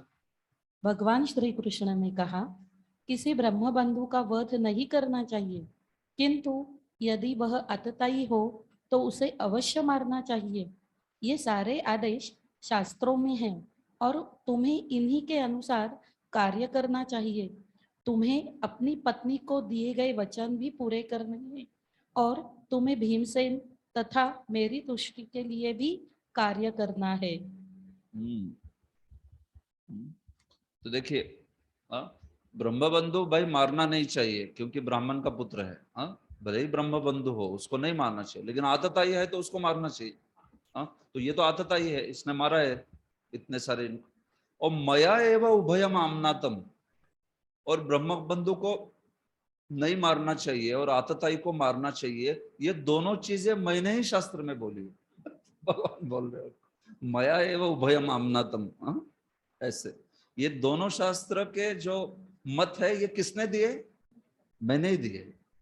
तो अभी तुम दोनों को सोचो और अनुशासन करो ऐसे। और याद है ना, तुमने कहा था कुरु प्रतिश्रुतम सत्यम। हाँ, तुमने बोला था अपनी प्रिया को, द्रौपदी को, कि इसका सर लेके आऊंगा करके। हाँ, याद है ना वो सब। और फिर भीमसेन को भी प्रसन्न करना है तुमको। और फिर पांचाली लेकिन जो बोल रही है उसको भी प्रिय करना है, मतलब वो भी देखना है तुम्हें। और मामेव, और मुझे भी प्रसन्न करना है। मुझे प्रसन्न करो, पांचाली को प्रसन्न करो, भीमसेन को प्रसन्न करो, और जो मेरे प्रिय है बाकी उन सबको भी प्रसन्न करो। हाँ, हाँ, आपने जो प्रतिज्ञा ली है उसका भी ध्यान रखो। हाँ, इस प्रकार से तो सारी चीजें जो है अर्जुन को भगवान ने कहा। हाँ, और फिर देखा कि किस प्रकार से ये जो है, हाँ, कार्य करते हैं।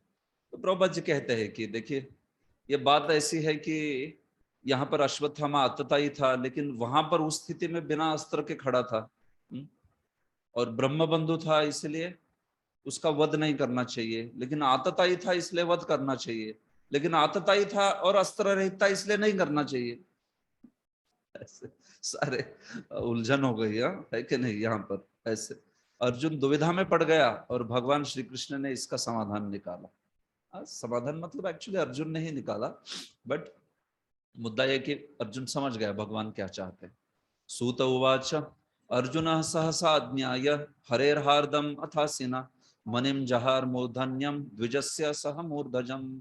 उसी समय अर्जुन भगवान उसी समय अर्जुन भगवान की अनेकाधिक आज्ञा का प्रयोजन समझ गया और इस तरह उसने अपनी तलवार से अश्वत्थामा के सिर से केश तथा मणि दोनों पृथक कर दिए।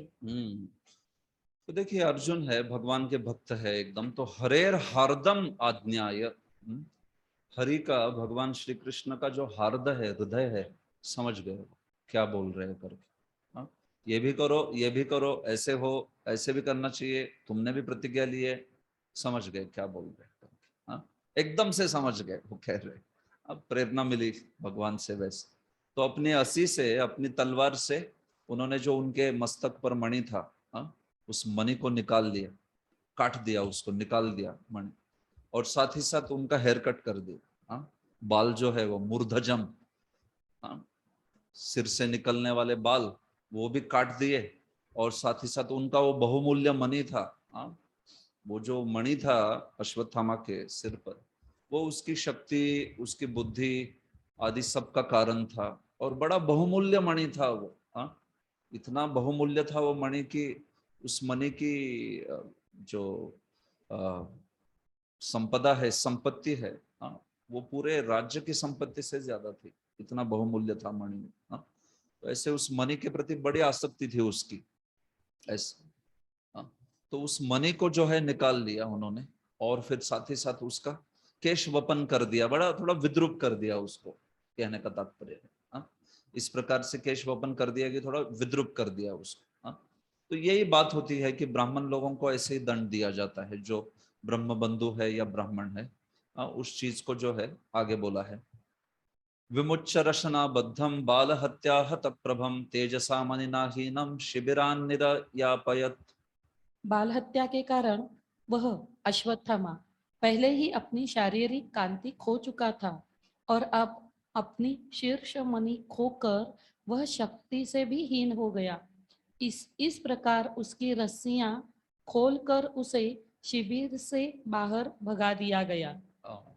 तो जब वो मनी निकाल दिया गया ना, मनी जब निकल गया तो वो एकदम ऐसा साधारण व्यक्ति की तरह बन गया, उसकी शक्ति का ह्रास हो गया एकदम। हाँ। और वो कुरूप दिखने लगा एकदम, और मानो ऐसे चलने लगा जैसे कोई चक्कर आती है तो कैसे चलता है, उस प्रकार से महाभारत में वर्णन है वो सब। हाँ।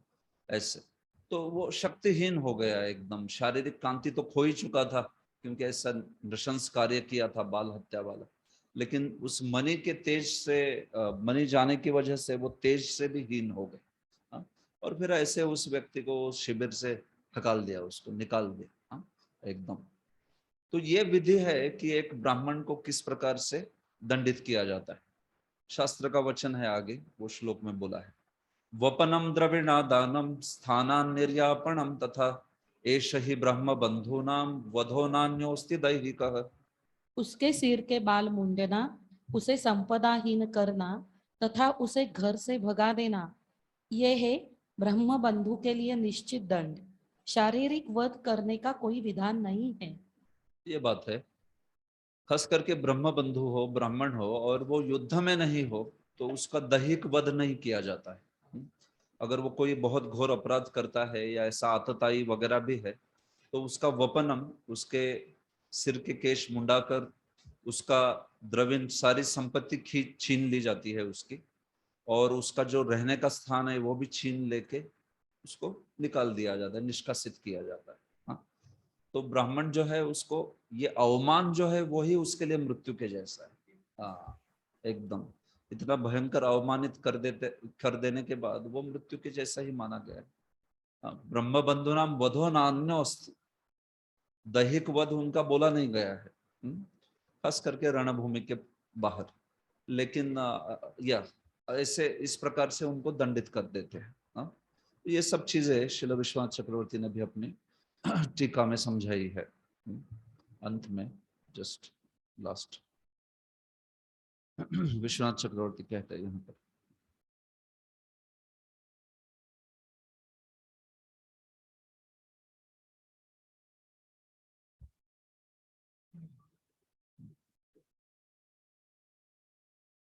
यस। तो विश्वनाथ चक्रवर्ती कहते हैं कि देखिए, क्षीरस्थम अपनी वस्तु लक्षण या क्षीर शब्दे न उच्चते। हाँ? क्योंकि उसका मूर्ध मणि जो था वो शिर पर था, तो इसलिए शीर शब्द से उस मणि का भी बोध होता है। तो जब शीरच्छेद ऐसे करने को कहा तो फिर उसके मणि का छेद कर दिया उन्होंने, और उसकी सारी संपत्ति, सारा तेज, सारी शक्ति वो निकाल ली। और चूंकि वो सिर पर था तो वो शिरच्छेद करने जैसा ही है उसका। हाँ। तो ये बात है, वो बोलते हैं। तो इस प्रकार से अश्वत्थामा का वध और अवध दोनों हुआ। हाँ? वध हुआ क्योंकि उसका मणि छीन लिया गया, उसको विद्रूप किया गया, उसकी संपदा ले गई, उसको हकाल दिया, वहां से निकाल दिया, निष्कासित कर दिया उसको।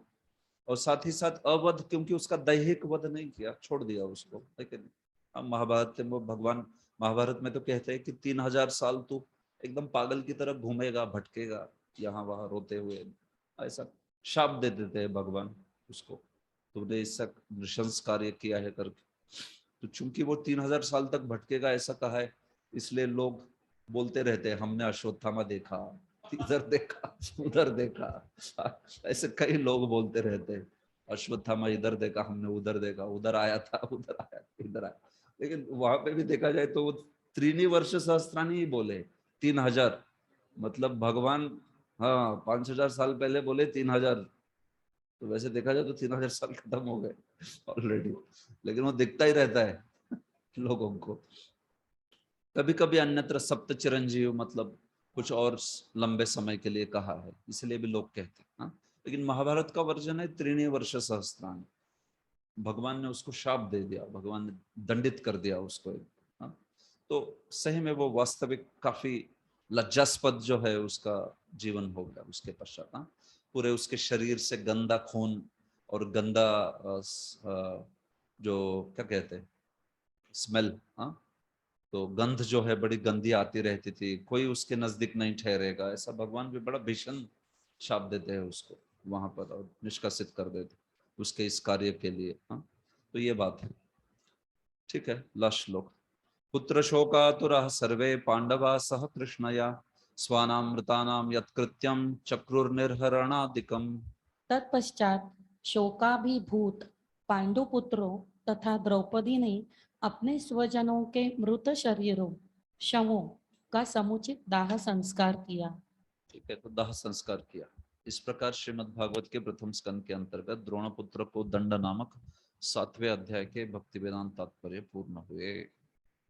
ठीक है, तो और 20-25 मिनट है, तो इसलिए मैं अगला अध्याय शुरू करने वाला हूं लेकिन उसके पहले कुछ प्रश्न है, तो पूछिए, प्रश्न है कुछ इसके ऊपर तो, क्योंकि अगले अध्याय में भी 17वें श्लोक तक स्टोरी लाइन है सिर्फ, फिर 18वें श्लोक से प्रार्थना शुरू होगी। हाँ, तो इसलिए वो 17वें श्लोक तक बड़ा फटाफट हो जाए। Yes, Sanatan Govind. Prabhu, one of the argument दिया गया था कि उसको नहीं मारने के लिए कि कृपी पुत्रहीन हो जाएगी, फिर और उसका रक्षण कौन करेगा। लेकिन बाद में जिसको इस प्रकार से उसका मणि शक्ति निकाल दिया, घर निकाल दिया, तो भी ऐसे ऐसी अवस्था में वो अपनी माँ की क्या रक्षा करेगा। तो नहीं, बात तो ये बात तो सही है ना कि वहां पे जब फिर उसके पश्चात कृपी की रक्षा आदि की जिम्मेदारी कृपा ही ले लेते हैं, कृपाचार्य ही ले लेते हैं। यस, तो ये बात तो एकदम सुनिश्चित है कि तो इस प्रकार से जब न्याय हो रहा है तो हो सकता है कि सारी की सारी द्रौपदी की कंडीशन फुलफिल ना हो, दैट इज ऑब्वियसली ना, क्योंकि फिर तो वैसा ही बर्ताव करना पड़ेगा। लेकिन जहां पे वैसा नहीं कर रहे, दंडित कर रहे, तो हो सकता है कुछ उसमें वायलेट हो ही जाएगा। तो ये जो कृपी का निराधार हो जाना ये स्वाभाविक था, लेकिन फिर उस कृपी का जो पालन पोषण आदि है वो कृपा जो है वो देखते हैं फिर, क्योंकि ये तो ऐसा हो गया पागल की तरह, ये बात है। ठीक, शांति लता भक्ति माता जी। हरे कृष्ण, नन्ना प्रणाम प्रभु जी। यस माता जी। प्रभु जी, मेरा प्रश्न ये है कि यहाँ पे बताया है कि स्त्रियां सती जाती थी क्योंकि उनको पति के विरह से बेहतर अग्नि का दाह कम लगता है। तो यहाँ पे आध्यात्मिक दृष्टि से देखा जाए तो फिर वो कैसे फुलफिल होता था, या आध्यात्मिक दृष्टि से वो कैसे देख सकते हैं इसको। यस, देखिए ये बात, हाँ ये बात है यहाँ पर कि कुछ चीजें धर्मशास्त्र के स्तर पे बोली जाती है। हाँ, कुछ चीजें जो है धर्मशास्त्र, अर्थशास्त्र, ऐसे अलग अलग स्तर है।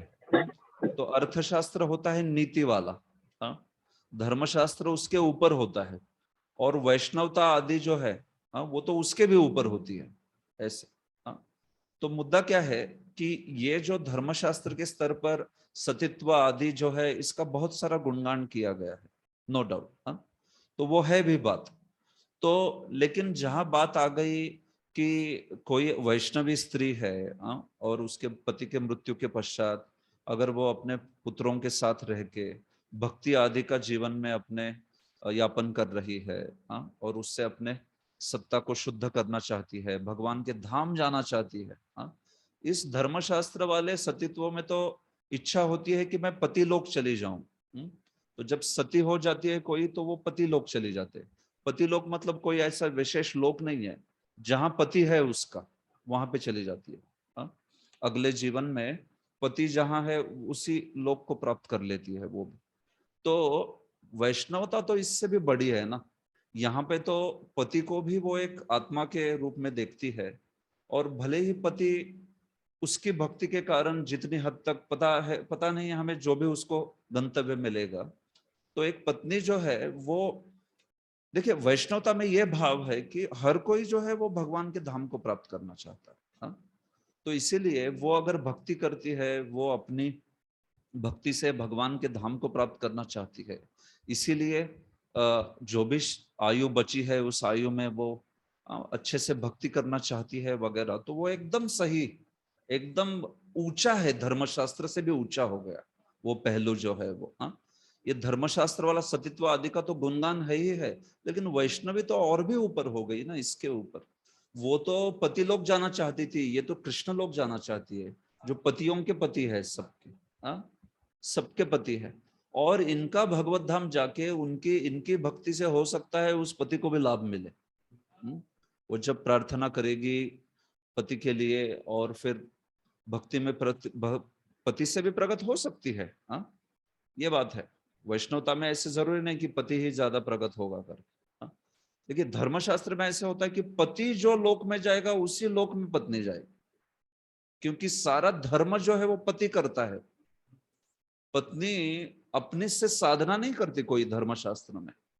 लेकिन वैष्णव तत्वज्ञान अलग है। वैष्णव तत्वज्ञान में पत्नी भी अपनी साधना करती है ना, पत्नी भी अपने सारे कार्य आदि करती है। तो उसमें अगर हो सकता है कि वो ज्यादा प्रगत हो, पति से भी ज्यादा प्रगत हो, संभव है।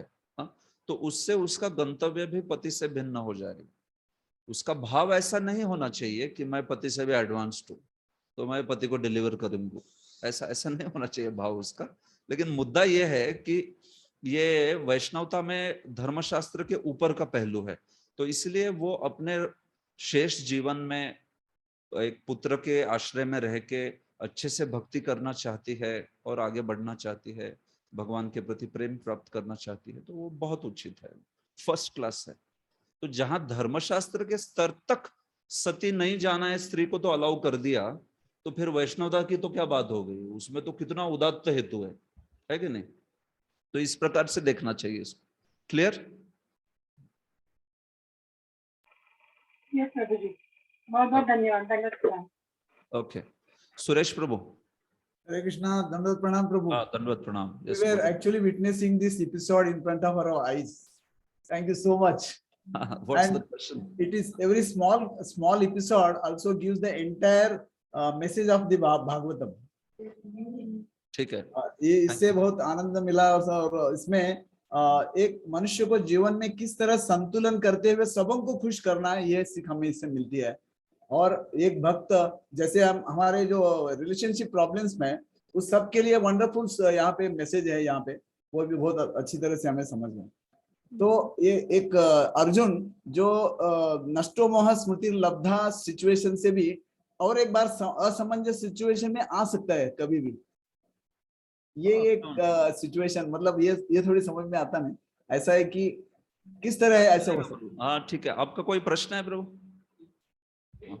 नहीं प्रश्न नहीं, कमेंट्स है उनके सर। हाँ ठीक है प्रभु। यस अरे इससे और भी कई पहलू सोच सकते हैं। यस आपने कुछ 2-3 अच्छे पहलू यहाँ पे आपका डेलिबरेशन, आपका कुछ मत जो है वो बताया। ठीक है, बढ़िया है, अच्छा है। यस रुक्मिणी वल्लभ प्रभु। हरे कृष्णा प्रभु जी। प्रभु जी यहाँ पे जैसे एक मत आया है कि वो कृपी जो है वो सती इसलिए नहीं हुई क्योंकि उनके पुत्र था, और लेकिन हम सेम केस देखते हैं जब पृथु महाराज की पत्नी वो सती हुई, उनके वो पुत्रवती थी लेकिन उन्होंने फिर भी सती होना स्वीकार किया। हाँ तो वही ना, वो इसलिए तो ऐच्छिक कहा है ना उसको। देखिए पुत्रवती है वो या गर्भिणी है तो उसको सती जाने की जरूरत नहीं है, लेकिन अगर वो जाना चाहती है तो तो जा सकती है वो।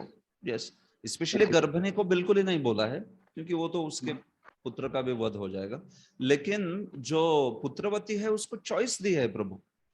हाँ तो अगर पुत्रवती होते हुए भी कोई पति जैसे आर्ची जैसी हो कि भाई उसको ऐसी निष्ठा है उसके पति के प्रति, हाँ इतनी निष्ठावान है वो कि पति का विरह ही नहीं सहन कर सकती, और वो तो विशेष है, वो तो लक्ष्मी जी की अंश है। हाँ पृथु भी शक्तावेश अवतार है और ये भी लक्ष्मी जी की अंशभूता थी अर्ची। हाँ तो दोनों भी क्या होता है भगवान के प्रति प्रेम वो दर्शा रही है अर्ची जो है वो। हाँ तो इसलिए अर्ची अपनी स्वेच्छा से जाना चाहती है तो जा सकती है। तो सतीत्व के इसमें स्मृतियों में बताया है मनु आदि ने कि भाई जाना है उसको तो जा ही सकती है, उसको कोई नहीं रोक सकता। वैसे तो माद्री भी थी ना, माद्री के भी 2 पुत्र थे लेकिन तो भी वो चली गई, है कि नहीं। ठीक है, उसमें कुछ बात हुई कि उसने कहा कि देखो मैं समस्वभाव वाली नहीं हूं, कुंती तुम सारे पुत्रों को समान दृष्टि से देखोगी, लेकिन मैं ना टेढ़े स्वभाव वाली हूँ, इसलिए मैं सती जाती हूँ। क्या भाव है ये? हाँ, अब सोचो ये कैसी स्त्री है, ये माद्री कितनी महान होगी वो। अगर मैं रहूंगी तो मैं पार्शियलिटी करूंगी मेरे पुत्रों के प्रति, लेकिन तुम अगर रहोगी तो तुम किसी के प्रति पार्शियलिटी नहीं करोगी। इसलिए हालांकि तुम बड़ी हो तो बड़ी ने जाना चाहिए सती, तुम मत जाओ और मुझ पर कृपा करोगी, मुझे जाने दो सती। ऐसे करके माद्री सती चली। ऐसे तो पुत्र थे उसके तो भी, तो वो प्रभु इच्छा पर है पूरा। अगर वो चाहती है तो जा ही सकती है, उसको कोई नहीं रोक सकता फिर। लेकिन अगर पुत्र है और वो नहीं चाहती है जाना, पुत्र है तो, या मतलब पुत्र है तो वो एक वैलिड प्रॉपर कारण है, वो कोई उसको कहेगा नहीं कि भाई ये क्यों नहीं जाना चाहती, क्या प्रॉब्लम क्या है, ऐसे। क्योंकि वो रक्षा करने के लिए उनका पुत्र है, वो पति का प्रतिनिधि के रूप में वहां पर मौजूद है वो, ऐसे इस प्रकार। ठीक है प्रभु। यस, धनुर्धर अर्जुन प्रभु। हरे कृष्ण प्रभु। प्रभु जी, जैसे कि सुना जाता है अश्वत्थामा के बारे में कि आज भी अश्वत्थामा घूम रहा है और कई लोगों को दर्शन मिलता है वगैरह, तो जिस अवस्था में है तो इसमें कितना सच है। और दूसरा इसमें ही प्रश्न था मेरा कि इसको तो हमने इधर अलग अलग कारण बताया कि उसको सजा नहीं मिलनी चाहिए, और हालांकि देखा जाए अगर ऐसी अवस्था में है तो वो तो ये मृत्यु दंड से भी अधिक भयानक सजा हुई, तो इसको रिकंसाइल कैसे कर सकते? हाँ तो ठीक है, मतलब देखिए वही तो, एक ब्राह्मण को वैसा दंड दिया जा रहा है। अर्जुन ने दंड इतना ही दिया कि उस प्रकार से केश वपन किया और निकाल दिया उसको वहां से, और उसका मणि छीन लिया करके। फिर भगवान ने और भी शाप दे दिया उसको और दंडित कर दिया। तो यस, ये दंड तो दिया जा रहा है, लेकिन चूंकि एटलीस्ट उसका देह का वध नहीं हुआ, इस केस में उसका मणि छीन लेने की वजह से वो थोड़ा सा और भी शक्ति का ह्रास हो गया, बुद्धि का ह्रास हो गया, तो ये उसके लिए और भी भीषण हो गया, ये तो मानते हैं। लेकिन इस चीज को देख सकते हैं ना कि भाई ये मारा नहीं इसको, ये जिंदा है अभी, ठीक है। 3000 साल घूमने के बाद तो फिर वो फिर तो रहेगा वो इस प्रकार का। तो दैहिक वध नहीं कर दिया है, ये बात है। तो दैहिक वध को हो सकता है वो व्यक्ति कभी देखने को ही ना मिले। अभी अश्वत्थामा की केस स्पेसिफिक हो गई कि ठीक है उसको ऐसा कुछ शाप वगैरह दे दिया वगैरह, तो वो भीषण लग रहा है। लेकिन मानिए अन्य कोई ब्राह्मण होता, और उसको बस केशवपन करके निकाल दिया वगैरह ऐसे, तो फिर जाके वो अपनी माता के साथ रह लेता था, ठीक है ना, बच तो गया वो ना, मारा नहीं उसको, मार नहीं दिया उसको, है कि नहीं। तो वो बहुत बड़ी उपलब्धि है उस केस में, ऐसे। यस, अश्वत्थामा की केस में हम लोग देखते हैं कि भगवान ने वगैरह उसको इस प्रकार से दंडित किया, क्योंकि उसका काफी प्रकार से ये नृशंस कृत्य था। लेकिन कुछ प्रिंसिपल दिखाया जा रहा है कि भाई ब्राह्मण है तो उसको दैहिक दंड नहीं दिया जाता, इस प्रकार का दंड उसको दिया जाता है, ऐसे करके। और क्या अश्वत्थामा आजकल दिखाई पड़ता है ये वगैरह, तो मैं वही बता रहा था कि महाभारत में ही स्वयं लिखा है कि वो इस मृत्युलोक में केवल 3000 साल तक घूमेगा, ऐसा बोला था भगवान ने। और उसके पश्चात जो है उसका क्या होगा, ये कुछ अन्य शास्त्रों में बोला है कि वो सप्त चिरंजीव है, तो पूरा ही एक मनवंतर के समय के लिए वो जिंदा रहेगा, मतलब इस मनवंतर के लिए पूरा ही। तो अभी ये मनवंतर जो चल रहा है वो मालूम है आपको, उसमें 28वां दिव्य युग चल रहा है। तो ऐसे भी कुछ जगह पे वर्णन आता है कि वो इस मनवंतर तक रहेगा, इसलिए उसको सप्त चिरंजीव में से एक कहा गया है। तो ये बात है। तो लेकिन वो दिखेगा और ये सब चीजें, उसमें कितनी सत्यता है मालूम नहीं, है कि नहीं। लोग मतलब कहने के लिए बोलते हैं बस दिख गया ये वो ऐसा, है वो मृत्युलोक में दिख भी सकता है, लेकिन क्या उसका कई बार आप देखोगे तो वो कुछ ऐसे ही चीजें रहती है, जरूरी नहीं कि वो है करके ऐसे। और वैसे भी 3000 साल बीत गए, ये मैं बता रहा था, तो इसलिए अभी तो दिखना भी नहीं चाहिए इधर, कहीं अन्यत्र वो होगा तो हो सकता है। कुछ ज्यादा बोला नहीं है इसके बारे में। सप्त चिरंजीव है, एक मनवंतर तक रहेगा ऐसे बोला है कुछ जगह, कहाँ पे रहेगा कुछ बोला नहीं, ठीक ऐसे। एटलीस्ट मैंने जितना तक पढ़ा है, मेरे पढ़ने में नहीं आया। और मैं शास्त्र की बात कर रहा हूँ, शास्त्र से। आदिवासी महाभारत में बोला है ये सब मत बताइए, केरल महाभारत में बोला है, आदिवासी महाभारत में बोला है, ऐसी सब लोग चीजें बोलते हैं। ये सब फालतू की चीज है, ये सब मत बताइए। हाँ, शास्त्र से बोलिए, कहीं कोई पुराण में वैदिक शास्त्र में बोला है क्या? ऐसे तो इधर उधर के बहुत सारे प्रमाण ऐसे ही। ठीक है प्रभु। यस प्रभु जी, धन्यवाद। ओके, नामावतार प्रभु। हरे कृष्ण प्रभु, दंडवत प्रणाम। हाँ प्रणाम प्रभु जी। प्रभु जी, यहाँ पे ब्रह्म बंधु का अर्थ पॉजिटिव है या नेगेटिव है, कैसे समझना चाहिए इसको? कौन से श्लोक में? ये काफी बार इसका उल्लेख हुआ है ना, ब्रह्म बंधु को अश्वत्थामा को बोला गया है।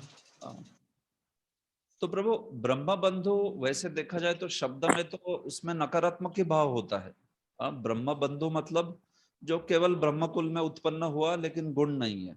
लेकिन ब्रह्म बंधु को लेके यहाँ पर भगवान जब आर्ग्यू करते हैं या द्रौपदी आर्ग्यू करती है तो वो इस प्रकार से बोला जा रहा है कि ब्रह्म कुल में जन्मा है करके। भले है ब्रह्म बंधु, लेकिन वो उसमें एम्फेसिस किस पे दे दिया है कि ब्राह्मण कुल में जन्मा है, इसलिए ब्रह्म बंधु न हंतव्य कहते हैं भगवान।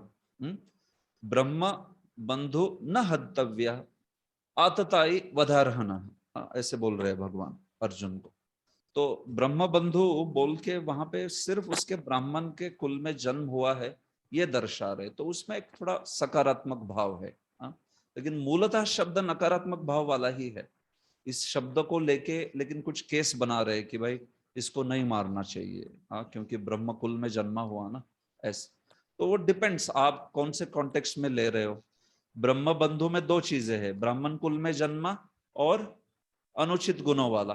तो आपने फोकस ब्रह्म कुल में जन्मा इस पे किया कि अनुचित गुणों वाला है इस पे किया, उसके अनुसार उसका सकारात्मक या नकारात्मक भाव जो है वो सिद्ध हो जाए। ठीक है। मुझे एक और प्रश्न है। हाँ बोलिए। महाभारत में फिर कृपाचार्य का वध हुआ या नहीं हुआ, मतलब कैसे इसको? नहीं हुआ ना वध। तो फिर इनको विधवा कैसे बोला गया और अश्वत्थामा को कैसे बताया गया कि वो अपनी माता का देखभाल करेगा? नहीं, कृपाचार्य तो भाई है ना कृपी के। द्रोणाचार्य, आप द्रोणाचार्य बोल रहे तो द्रोणाचार्य का तो वध हुआ ना प्रभु। आप कृपाचार्य बोल रहे हो तो कृपाचार्य तो कृपी के भाई है वो तो। जी प्रभु, ठीक है, क्लियर हो। वो फिर बहुत लंबे समय तक रहे, वो तो परीक्षित के गुरु बन गए बाद में। कृपाचार्य परीक्षित के राजगुरु बने, परीक्षित को सिखाया उन्होंने सब कुछ। कृपाचार्य बहुत अंत तक थे कृपाचार्य, ऐसे। ठीक। रुक्मिणी वल्लभ प्रभु नहीं, अच्छा रुक्मिणी वल्लभ प्रभु, ठीक। हरे कृष्ण प्रभु जी, मेरा ये प्रश्न था कि जैसे भागवतम में भी लिखा है 7वें स्कंद में आता है कि अश्वत्थामा सप्तऋषि बनेंगे और चिरंजीवी है, तो क्या उनका वध हो सकता था, वध संभव था? नहीं, देखिए सप्त चिरंजीव जो है, अभी अगर आप सप्त चिरंजीवों की बात करते हो तो वो एक बेनेडिक्शन दिया जाता है किसी को, जैसे व्यास है, हनुमान है, ये व्यक्तियां जो है, तो इनको एक कारणवश सप्त चिरंजीव कहा गया है। लेकिन उस स्थिति में अगर वो अधर्म करते हैं तो उस अधर्म के कारण क्यों नहीं वध होगा उनका? निश्चित हो सकता है वध। ये तो ऐसा हो गया ना कि फिर किसी व्यक्ति को आप पूरा उसको कुछ भी करने के लिए पूरा वरदान जो है वो दे रहे हो। अरे भाई, इंद्र एक मनवंतर तक जीता है, लेकिन इंद्र का वध हो सकता है कि नहीं हो सकता? इंद्र का भी वध हो सकता है, तो फिर अश्वत्थामा की क्या बात कर रहे हैं? तो मुद्दा क्या होता है, ये सारा जो कर्म के अनुसार प्रभु कुछ बेनेडिक्शन मिलता है या कोई साधु का बेनेडिक्शन मिलता है, उसके कारण सप्त चिरंजीव क्यों अलग अलग प्रकार से चिरंजीव बोले जाते हैं, उसके अलग अलग कारण है। किसी को ऋषि का वरदान मिला है, किसी कोई व्यक्ति के अन्य प्रकार के कारण है, इसके स्पेसिफिक के हिसाब से आप देखोगे तो। लेकिन उस स्थिति में अगर वो कोई ब्रह्म हत्या, जघन्य कार्य आदि करता है तो उसको क्यों नहीं वो दंड मिलेगा? एक रूल के हिसाब से चीजें बोली जाती है, लेकिन उतना कर्म उस स्थिति में जो उसको वरदान मिला है, उस वरदान को प्रतिघात करने वाला कर्म उसने कर दिया तो फिर वो टूट जाएगा वो। आप समझ रहे हो? उस केस में वो वायलेट हो जाएगी कंडीशन। तो इंद्र वगैरह का भी ऐसे ही होता है। एक मनवंतर के लिए वो जीना चाहिए, ये रूल है। एक मनवंतर के बाद इंद्र बदल जाता है, दूसरा इंद्र रहता है। लेकिन ऐसे उस इंद्र पर जब असुर लोग अटैक करते तो क्यों डर लगता है उसको कि मैं मारा जाऊंगा करके? हाँ?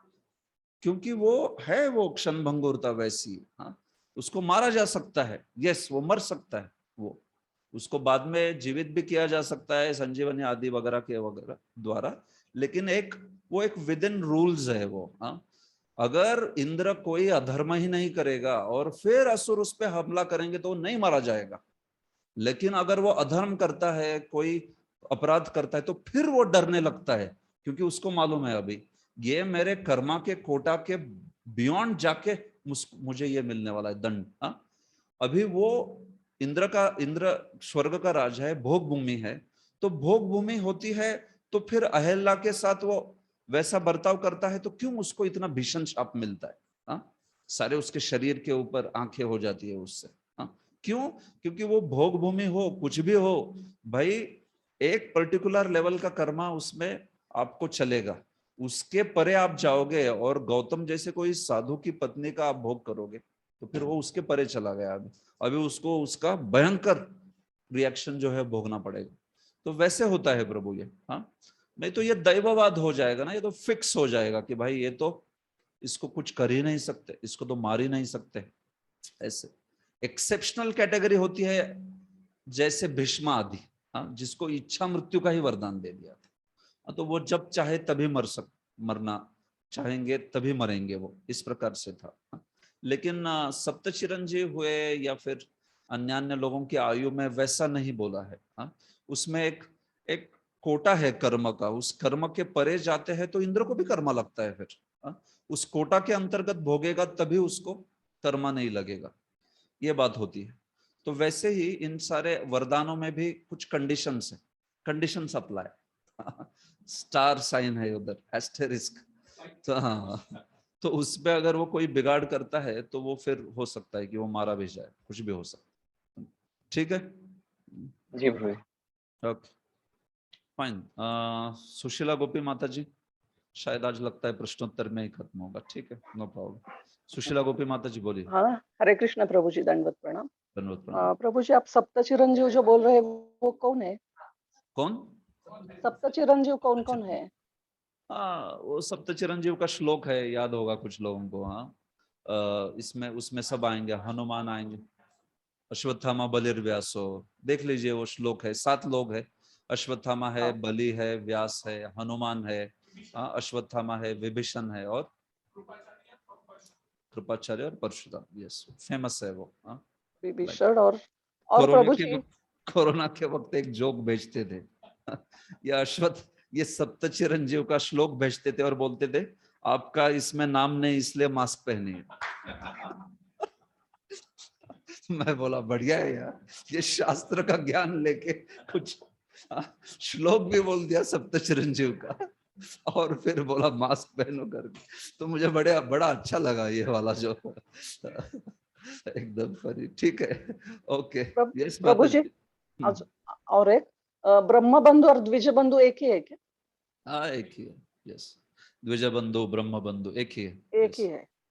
यस, धन्यवाद प्रभु जी। सुरेश प्रभु। प्रभु जी, अश्वत्थामा को ये मालूम नहीं था कि ये भगवान दया के महासागर है और अर्जुन भी एक महान आत्मा है, उनकी शरण लेने से उनकी जान बच सकती है या नहीं? सब मालूम था उसको, हाँ, अश्वत्थामा को, लेकिन स्वभाव ना प्रभु जी, स्वभाव है ना।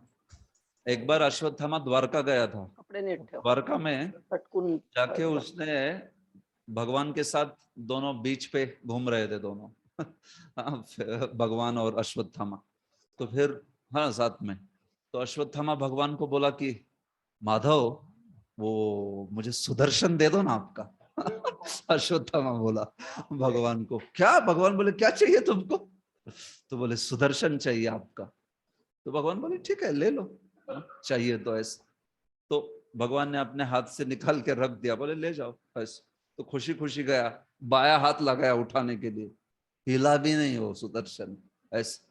फिर दूसरा हाथ लगाया दाया, हिला भी नहीं, दोनों हाथों से ऐसा कर रहा है, सुदर्शन कुछ हिला भी नहीं उसको, बिल्कुल भी कुछ भी नहीं। छोटा सा सुदर्शन कुछ हिला भी नहीं पाया उसको हो गया। तो भगवान बोले लेके जाओ, देखो तुम में ताकत है तो लेके जाओ, मैं तो दे रहा हूँ, ऐसे कर ऐसे। तो फिर इतना प्रयास किया, पूरा पसीने से लथपथ हो गया, बोला भगवान ये नहीं होगा, मैं इस नहीं ले सकता है, आपको ही मुबारक आपका ये जो सुदर्शन है करके ऐसे इस प्रकार से। तो फिर उसके बाद में भगवान थोड़ा ताड़न करते हैं उसका कि तुम्हारा स्वभाव इस प्रकार का है कि तुम तो ये सब चीजें लेके मेरे ही साथ युद्ध करोगे, इसलिए तुम मांगते हो। तो वो बोलता है भगवान एक्चुअली प्लान ऐसा ही था, मैं सोचा था सुदर्शन लेके आपके ही साथ युद्ध करूंगा, क्योंकि आपको कोई नहीं हरा सकता है, आप जिसके पास होंगे वो व्यक्ति विजयी हो जाएगा।